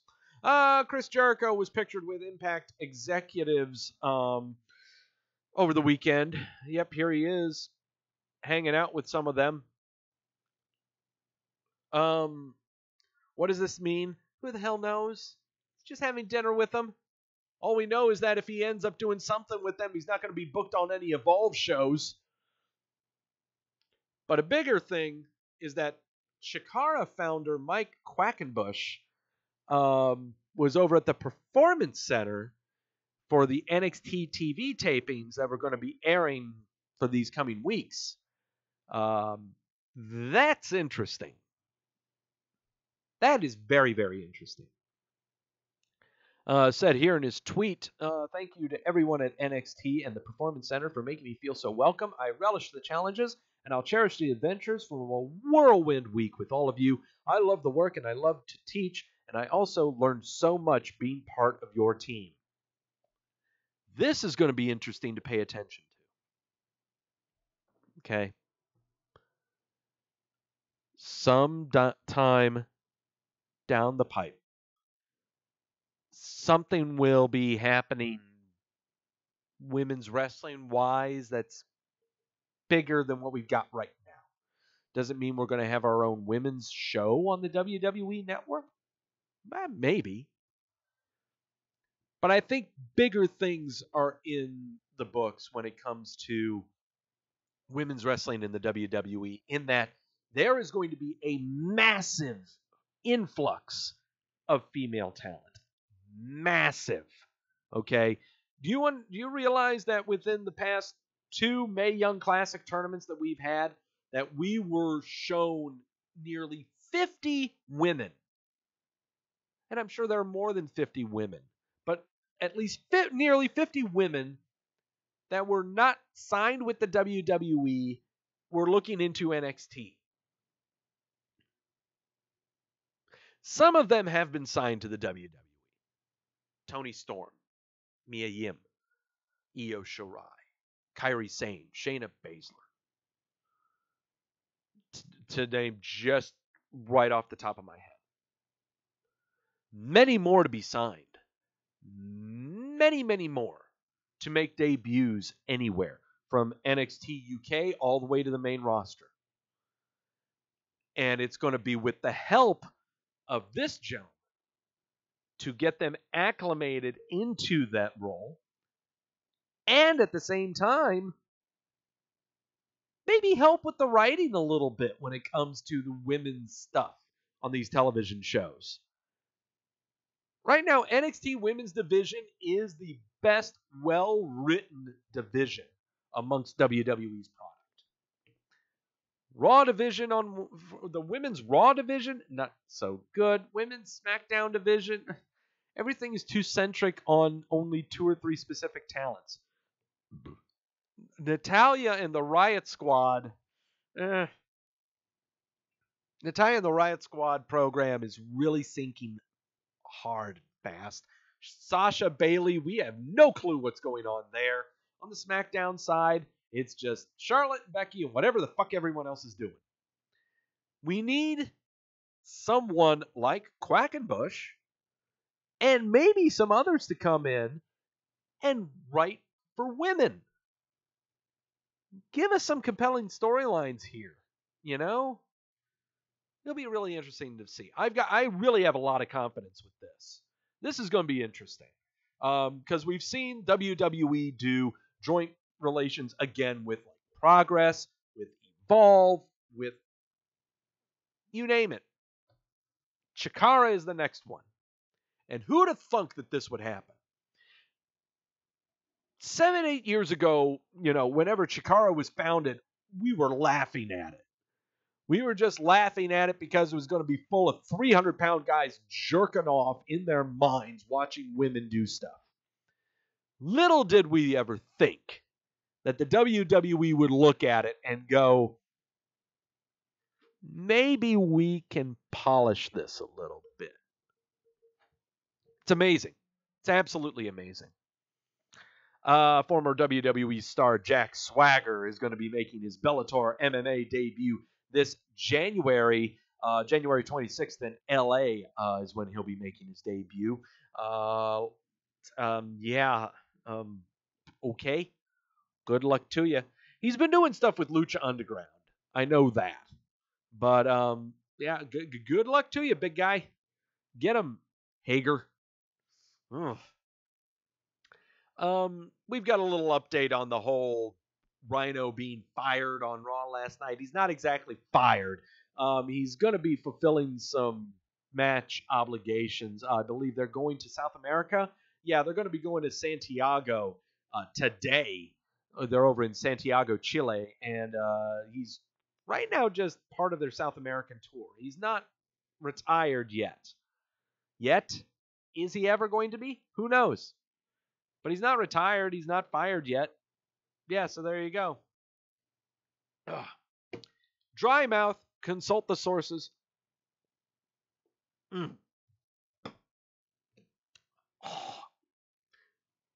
Time for an injury report. Time for your injury report, because I believe that this is the most important news, is when it comes to injuries. Big Show was hounded by TMZ because, TMZ only finds big people like Mark Henry. to talk to. Big Show, they had an interview with him in TMZ. He was asked about the possibility of retirement and he quickly shot that down. He says, I'm still good. I mean, I tweaked a hamstring last week, so I'm a little sore. I signed a new deal last year. I got a couple years left. I'm having fun. So, yeah, there you go. Big Show is okay. Update on Braun Strowman and his elbow surgery. PW Insider reports that Braun Strowman was not in attendance at this week's Raw taping, although he was spotted in Austin for last night's SmackDown taping. Strowman is not scheduled to appear at that SmackDown taping. The belief is that he will be evaluated by the medical staff at the taping after undergoing the surgery to remove bone spurs in his elbow. Right now, we have no idea what's going on. If he's cleared, he'll show up on Raw or he'll show up on TLC. If he's not an effective substitution, I'm looking at Kurt Angle, and I think a lot of other people are too. Alexa Bliss was cleared for return to the ring during an appearance on Busted Open Sirius XM Satellite Radio. WWE Hall of Famer Mark Henry revealed that Alexa Bliss has been cleared for a return to the ring. Henry seemed to confirm these reports that Bliss was battling concussion issues and was the reason she was pulled from the ring, though WWE would never publicly comment on it. Mark Henry said, quote, we sat for about 15 to 20 minutes, and she was like, yeah, I was really bad off. I couldn't remember where I was. I couldn't remember what I was doing in the city. We were flying from London to Switzerland, and she said I couldn't remember, like, what flight or anything. She was dealing with vertigo, and she returned to the ring way too soon. So they're further giving her some time off, letting all the noggin and all the juices settle in and everything. So, yeah. She noted on social media that she was already at the Performance Center. In fact, that's what she's been doing. She spent a good week there. And if you've noticed on her Twitter account, there's a lot of happy photos of her, in sweatshirts, chilling out to watch Netflix, She seems to be doing pretty good. So, yeah, Alexa Bliss is coming back to the ring. She was never on the injury list because she was always on TV. So there you go. Speaking of the injury list, here is a list of injuries that are still ongoing. We have no idea. We have no updates on a lot of these, and they've been going on for a while. Jason Jordan with a neck injury, had neck surgery. We have no idea when he's coming back. He has been backstage. We've seen him. Who knows what's going on? Sami Zayn, torn rotator cuffs in both of those arms. He's not going to be back until WrestleMania. Fandango, torn labrum. He is out until the Royal Rumble. Goldust, cleanup surgery on both knees. No idea when he's back. He's probably just enjoying life being a county sheriff and having fun with big dogs. Sin Cara, cleanup surgery on one of his knees. Not sure when he's going to be back. But he has made appearances promoting SmackDown shows going on throughout the country, and I believe he is also in Santiago, Chile as well. Eric Rowan, torn bicep. He will not be back until February, alongside Luke Harper, who had wrist surgery. Not sure when he's going to be back. Ty Dillinger also had wrist surgery. Not sure of his return. Kevin Owens, double knee surgery. Cleanup times. Won't be back until WrestleMania times. Braun Strowman, elbow surgery. We think he's going to be back for TLC, but we're not sure. And finally, Roman Reigns, fuck cancer. He has been battling it since October the 22nd. So, those are your injuries. Consult the sources. What about people who aren't injured? What about those people that don't have boo-boos? What about those people that have just not been on TV for about 3 weeks? It is about that time. It's about that time for the milk carton. It is the WWE milk carton. I am about to provide you with a list of talent that has not been on WWE television or pay-per-views. That is Raw, SmackDown, or pay-per-views. They have not been on television for at least 3 weeks. Where the heck are they? Find them. Notify their loved ones. Tell them they're worried about them. Well, hi there. Andrade Cien Almas. We have not seen him since his match with Jeff Hardy on November 13th episode of SmackDown. I don't get why this guy is not on SmackDown. I'm trying to figure this one out. He's not injured. He is part of their South American tour. He is touring South America. Check his Twitter account. He has been taking pictures with talent from CMLL. He was part of their Mexico City tour. He is doing stuff. What's going on here?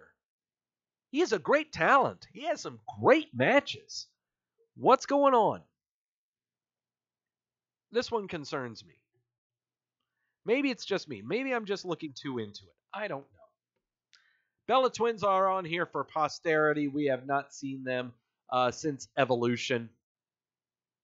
Do we want to see them? Probably not, but we are probably going to see them at the Royal Rumble. So once again, for posterity, they're going to be on here.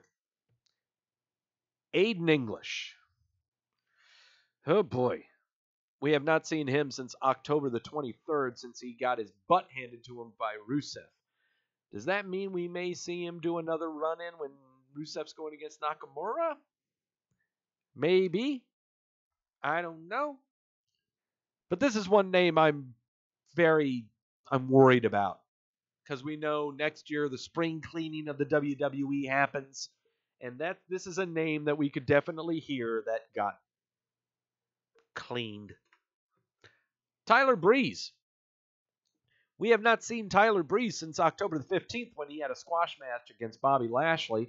He has been doing promotional stuff of the geek variety. He has been at comic book conventions. He recently promoted Magic the Gathering on Twitter and also on Twitch doing stuff. Really fun stuff. That's what he's been doing. No real rush on him. Actually, just kind of waiting for Fandango to get all healed up and the two of them can make a reappearance over on the Royal Rumble or do something when they show up on Raw. You know, who knows? Shelton Benjamin. All right. Now, look. Haven't seen this Joker for nearly 2 months. October 9th, his match against AJ Styles. He is still employed by them. He's still making fun of Mia Yim on the Twitter. What is this? Why do we have him? Is he gonna? Is like Cien Almas taking? Is Andrade taking lessons from Shelton on how to collect a check or something? I don't know.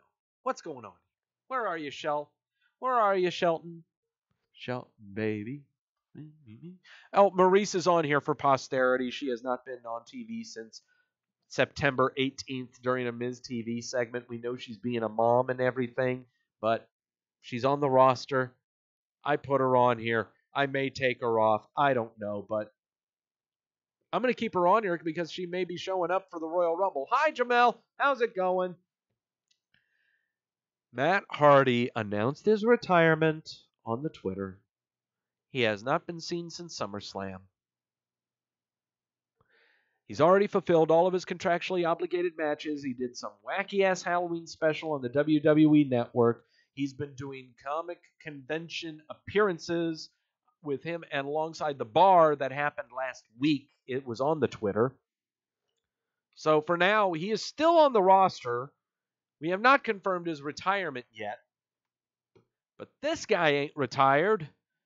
Bray Wyatt, who we haven't seen since August the 19th, since SummerSlam. Cryptic tweets everywhere. That's where his home is right now, is the Twitter. We know he made an appearance at Starrcade a couple of Sundays ago. Everyone was having a cow about it because he didn't appear on Raw the following Monday. We are not getting him until Royal Rumble. I have locked that in for 2 shots of tequila. If we see him before Royal Rumble, you all are in for a treat. Mojo Rowley, I've been having fun with on the Twitter. I mean, I give this guy hell. He's disappointing. He's such a disappointment, you know. But he's fun on the Twitter. I'll give him that. What's going on with him? Hell if I know. Haven't seen him since August the 13th episode of Monday Night Raw. Him and AOP teaming up against Bobby Roode and Titus Worldwide. What's going on with him? Who knows? Does anyone care? Probably not. And finally, Zack Ryder, who is too busy playing with toys and driving around the country with Kurt Hawkins, who has been on TV more than Zack Ryder has in the past 2 years. Why is he on the roster? What is he doing? Is he hurt? Tell us he's hurt. Kurt Hawkins was recovering from a hernia. He came back. What's going on with Zack Ryder? Does he still have a hernia? I don't know. Help me out. That was your WWE milk carton.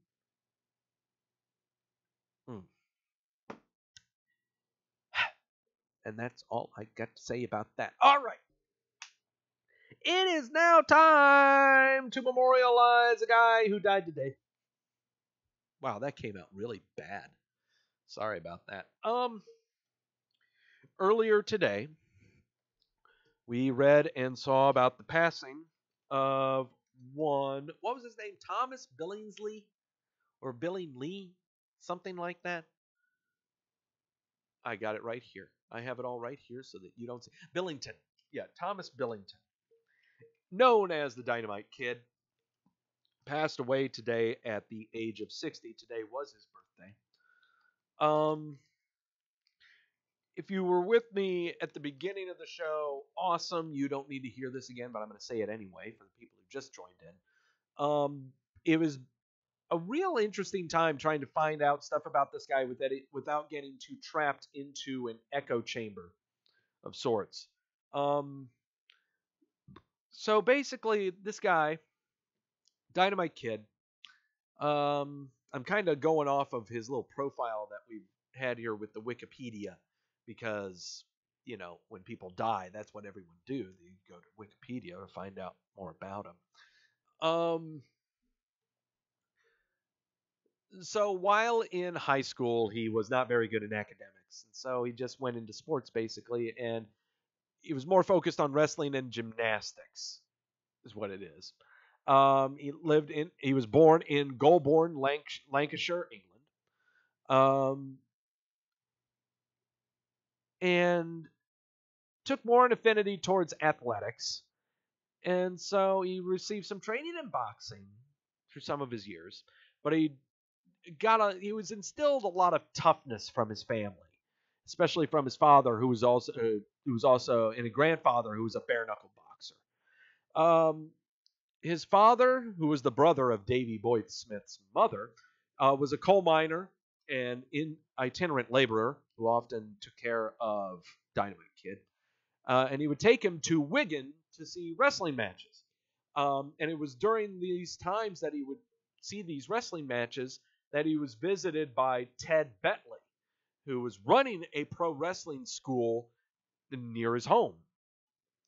And that's when Dynamite Kid began training. And he did this training as a way to avoid working in a coal mine like his family usually did. And you'll find that argument a lot with pro wrestlers, is that the reason that they're pro wrestling is because they didn't want to have a regular job. They did not want to be in something labor intensive. They didn't want to be in something in retail or sales, or they didn't want to do this. They chose wrestling because they hated everything else. But he got his first shot in the pro ranks. He debuted in 1975. The first match for TV was taped in 76. And he was against some guy named Pete Meredith. He lost by TKO to another guy named Strongman Alan Dennison after injuring his throat on the top ring rope. However, Dennison was so impressed by the technical skill of Dynamite Kid that he refused the win and consequently changed his ways and became a babyface and a friend of his. During the early days, he won the British lightweight title and the welterweight title. This was all in, which promotion was this in? Yeah, television. I think it's for their worldwide world of sport or something like that. Dynamite Kid would do matches for Stampede Wrestling, which in turn Stampede would also have contracts with IPW, which would then switch over and go to New Japan. And it was around this time where he started with Stampede that he would have these big matches with them.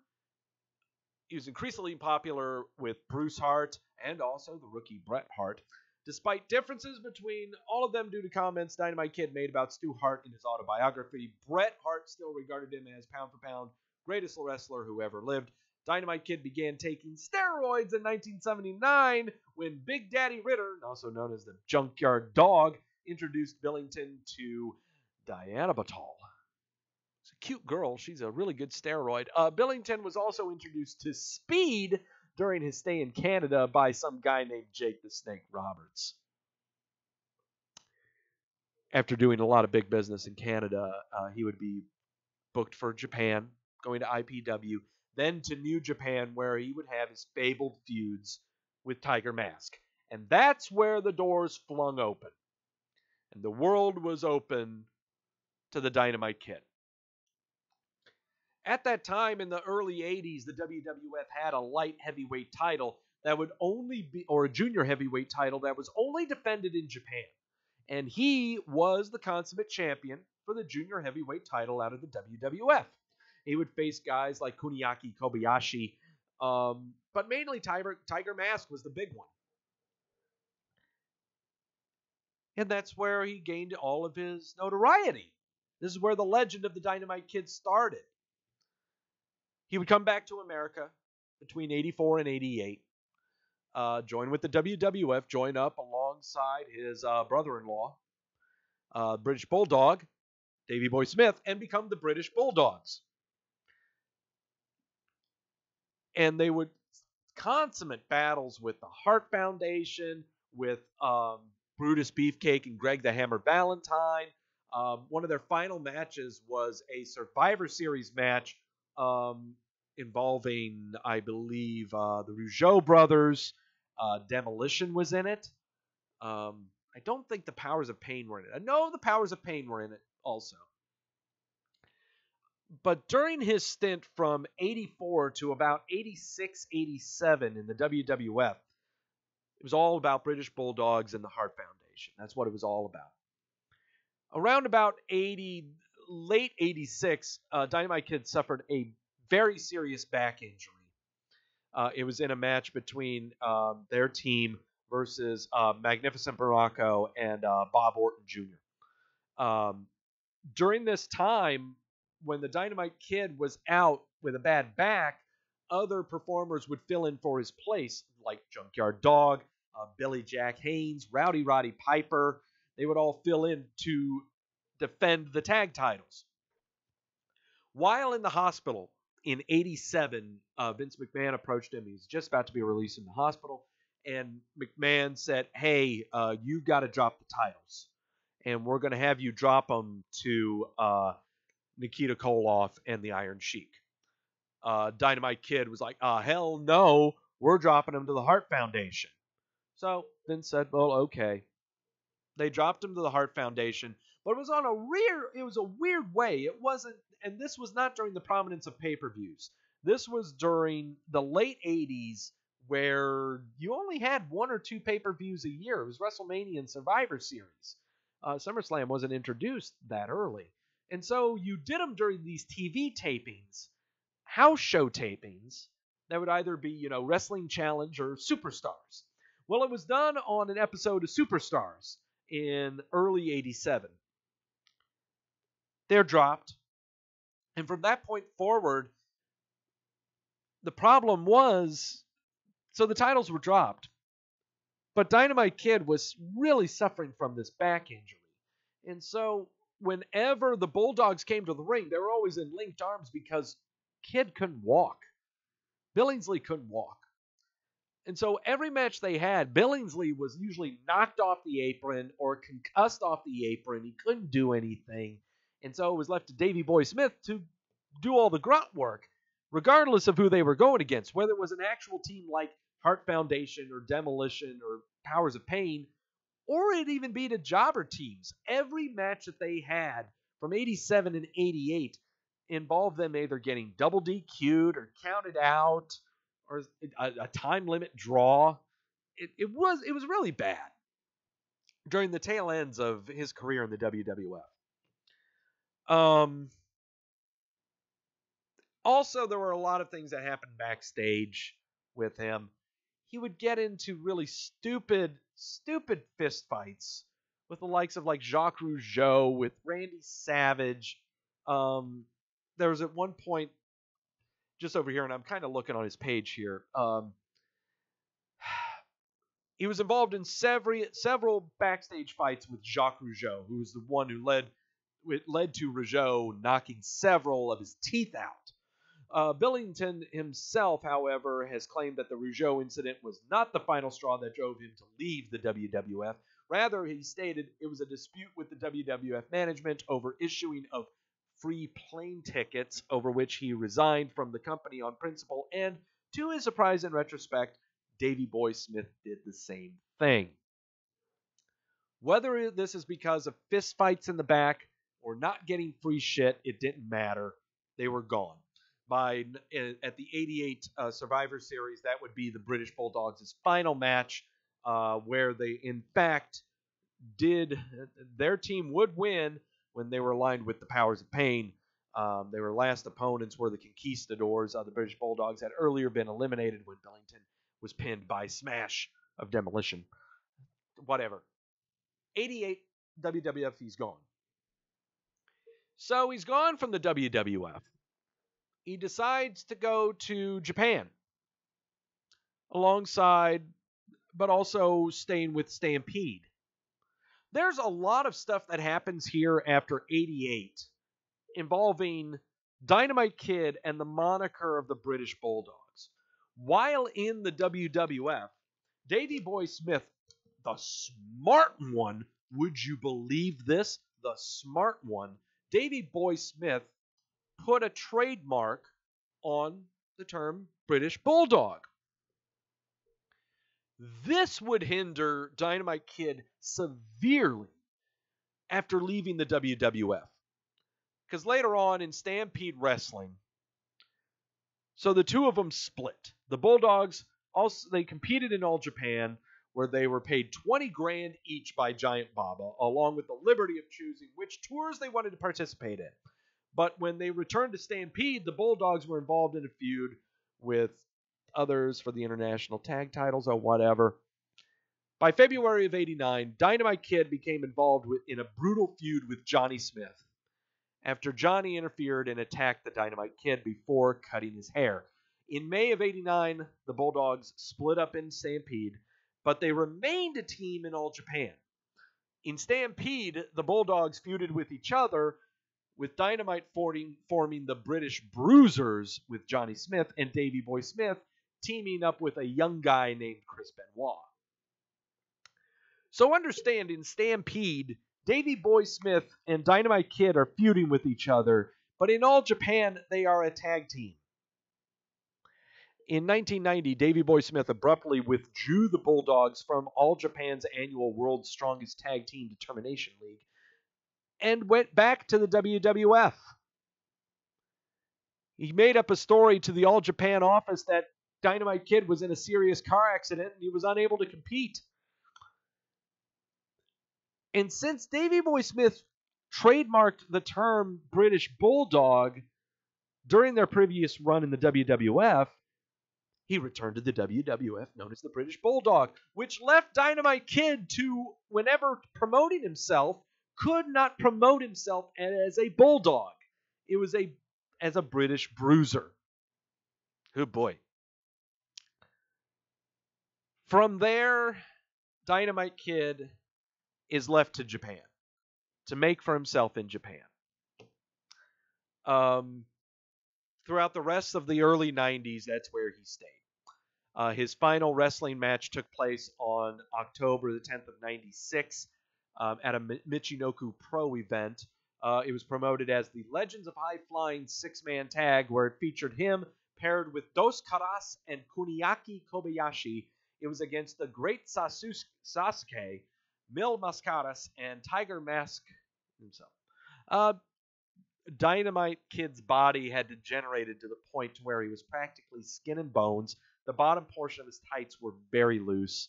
He delivered his trademark tombstone piledriver on Great Sasuke. Dos Caras powerbombed him. Yeah, there you go. While at the airport to return home on the next day, Dynamite Kid had his second seizure, and he was sent to the hospital immediately. For the final 2 decades of his life, he was spent in a wheelchair. Whether you can say that was due to the wear and tear on his body, he encountered paralysis in his left leg due to numerous concussions and brain injuries. So much can be said about this man's career, good or bad. For me, I just know him as a British bulldog. I mean, I'm sorry. It's what I know him as. What you know him as, if you've become enamored by his stuff in Japan, that's awesome. But also a lot of people kind of blame him for how wrestlers take too many risks. How a lot of the junior heavyweights have their car crash matches. It's because of this guy. All for the sake of turning up a crowd when you don't really need to. You can conserve yourself. You can live longer. You can walk. But, so how are we going to pay tribute to this guy, the Dynamite Kid? Well, I know of no better way to pay tribute to him than to see Stan Hansen, give him a lariat upside the head. I'm sorry. I just had to. Can't help it. Nope, wrong one. Not that one. Where is it? There's the match. Haha. So, here we go. Resurrecting the match of the night. Resurrecting it. I hope the YouTube Gestapo does not stop me. Because we are about to watch Stan Hansen versus the Dynamite Kid coming out of All Japan Pro Wrestling by the thanks of Ashley, I believe, on the Twitter. Sent this to me yesterday, I believe, or earlier today.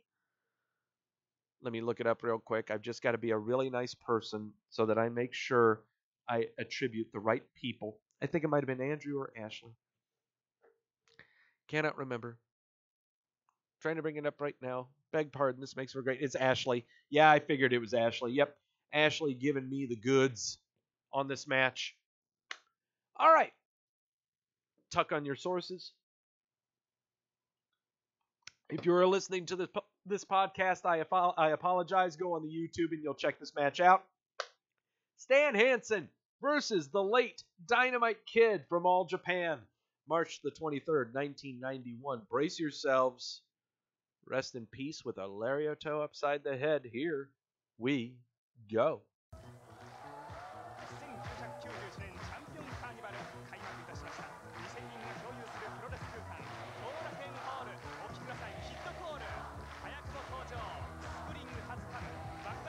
Not as loud as I'm getting it, guys.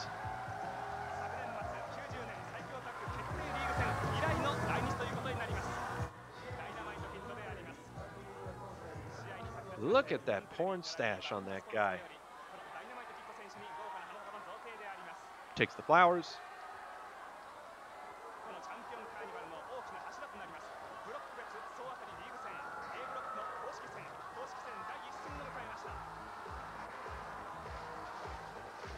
Oh, here he comes. Oh, here comes that. Yeah, whip it. Get that bullwhip out there. Get everyone the hell out of the way. That's right.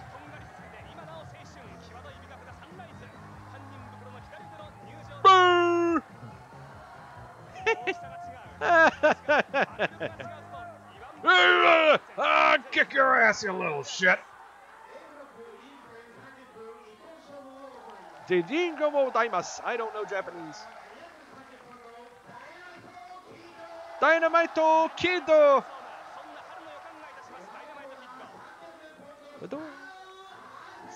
Stan Hansen. Boo!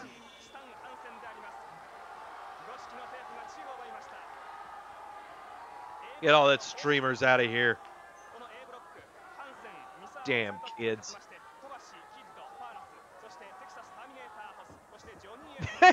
Beating up the people trying to clear out the streamers. I love it.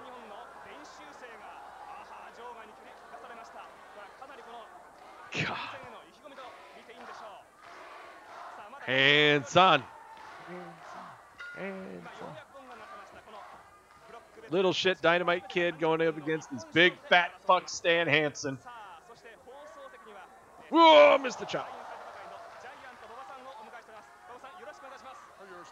Oh, Giant Baba.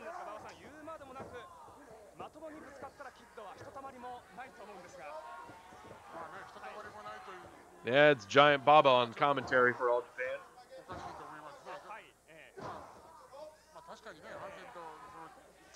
Hey, who doesn't love Stan Hansen, Andrew? Who doesn't? Whenever you have a dream of having someone slugged upside the head, you always imagine Stan Hansen doing your bidding.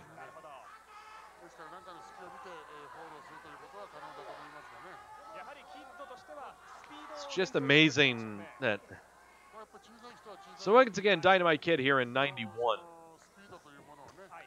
So we're looking at him right now. He is, in this match, 33 years old.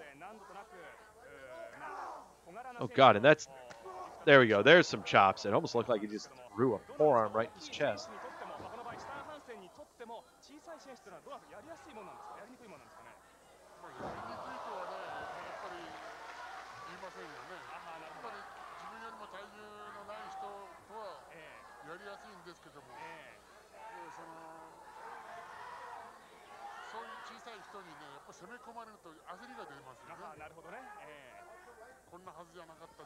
I just love how also in All Japan in like these early 90s Japanese matches, the ref's always wearing a tracksuit. I love it. Nice royal blue tracksuit. Oh. And also that they actually had turnbuckles. Oh, Stan Hansen throwing him out there. Nope, Dynamite Kid coming back in. I ain't having that shit. No. Still got streamers in the ring. Stan Hansen with the best dad bod you'll ever find. I guess that's why so many people identified with him back then.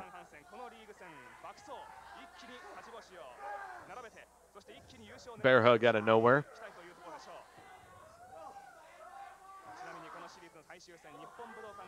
Yeah, there you can see all his teeth knocked out by Jacques Rougeau.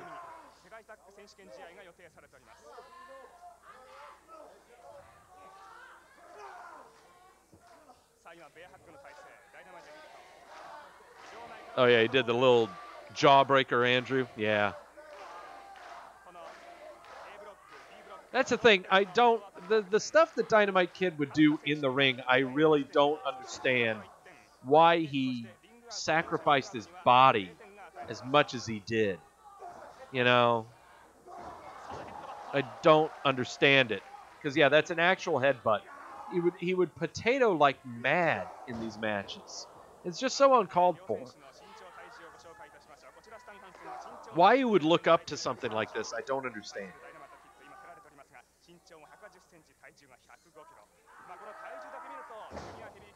He's a little shit, too.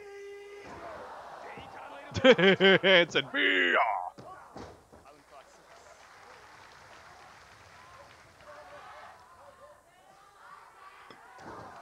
Hot Ed.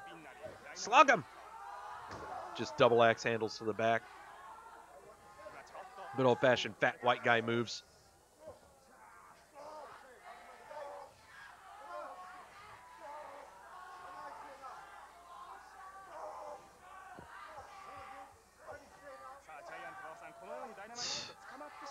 Yeah, you would just... I don't understand why people looked up to Dynamite Kid and how he was such an influence.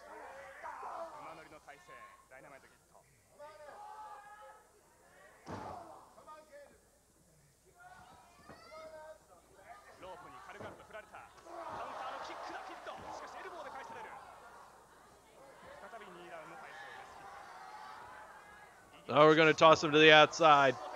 Oh, this time Dynamite Kid's going to stay out there. Stan's going to have some fun. Oh, here's a chair. No.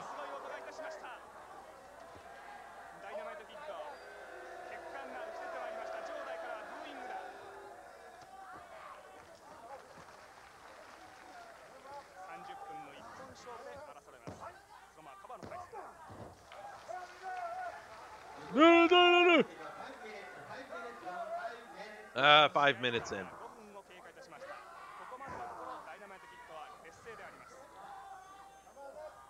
Oh yeah, Dynamite. He would throw some potatoes, but oh yeah, there would be a hell of a lot of receipts. And I love how so many people romanticize those times in Japanese puro reso, where people threw potatoes, but there was nothing good that comes from it. Nothing at all. All for what? You could do just as good of a show if you're not beating the holy hell out of each other.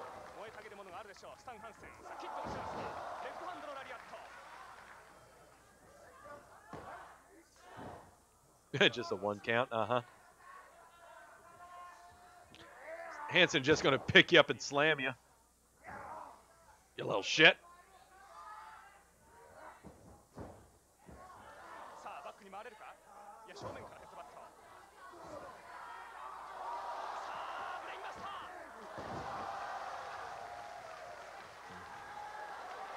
Oh, here he goes, going to the top rope. He's going to do his stupid headbutt. His stupid headbutt.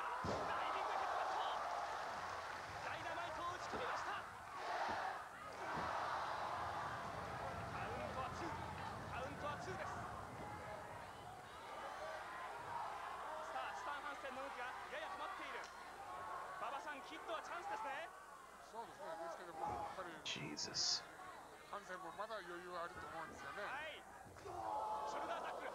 Oh, here comes the lariat!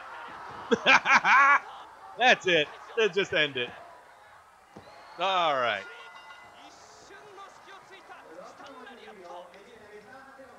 He just had to adjust the elbow pad. Everyone knew what was coming out.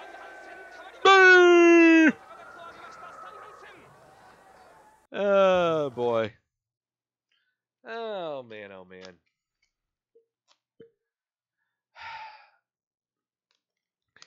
Look,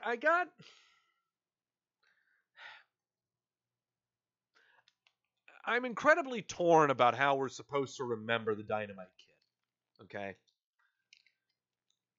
Will the WWF do an in memoriam to him next week? We'll see. We'll really see. I want to remember him, the Dynamite Kid, for all the stuff he did in the WWF. That was not behind the curtain. I just want to remember him as being part of a tag team that I saw throughout my youth, was the British Bulldogs, always going against the Hart Foundation. Always. And remembering the Islanders coming out and stealing Matilda, the Bulldog. You know, that's what I want to remember about him. His Japan stuff and potatoing people and getting 3 or 4 busted teeth from Jacques Rougeau and, you know, just hating people in the locker room. That's not the stuff I want to remember. I'm just going to keep my memory. Everyone else can have theirs. Just don't put me down for what I want to remember this guy about. Am I think he's such a big deal? Not really. If anything, if you think he's as much of an influence on the junior heavyweights and cruiserweights we have now, oh God, they aren't going to live to see their 40s. No, we can't have that. He can't be an inspiration. He's not an inspiration at all. So, that's what I got to say about that. Oh, that's gonna do it for this episode of Wrestleview Weekly. Thank you so much, everybody, for stopping by. Andrew, Ashley, Jamel, CJ, Grash, Goose, even though he's probably celebrating his birthday, maybe. Who knows? I don't know. Everyone else who stopped by, thank you so much for stopping by. Tune in next week. Next week is a big show. We go over the go home episodes of Raw and SmackDown, And I also make my predictions for TLC. You know that some of them are going to be locked. Some of them I will subject it to tequila shot to. But I just made 4 lock picks of what's going to be happening on Monday Night Raw next week on their Go Home show. Tune in next week. See how blitzed I'm going to be. Oh, and I promised some updates about the Crimbus show coming up. We are tentatively looking at the Crimbus show taking place on the 15th is what we're looking at. On the 15th, Saturday night. It is a big old hoopla. It's going to be already confirmed. I'll tell you right now. Adam, myself, Hunter Golden, Trey, and Tom Van Stone. Later, Lewis. Thank you for stopping by. The whole crew is going to be stopping by. And we're going to be figuring out some details when it comes to all the donating and the fundraising and stuff that we got doing. There's going to be a lot of fun and drunk stuff happening. Who is going to be the one drunk off their ass this time around? Last year it was Tom Van Stone. Plenty of years that I know I've been in there, but I don't know. It's been a while since I've been off my gourd, but I don't know. We'll see. You guys have to tune in on the 15th to see what happens. Anyway, I will see you guys next week. Tune in next Monday. Mike and Victoria going over Monday Night Raw's Go Home show, and they will go over the stuff that I said is going to be happening. Come over here next week. I'll drink some tequila with you. See you later.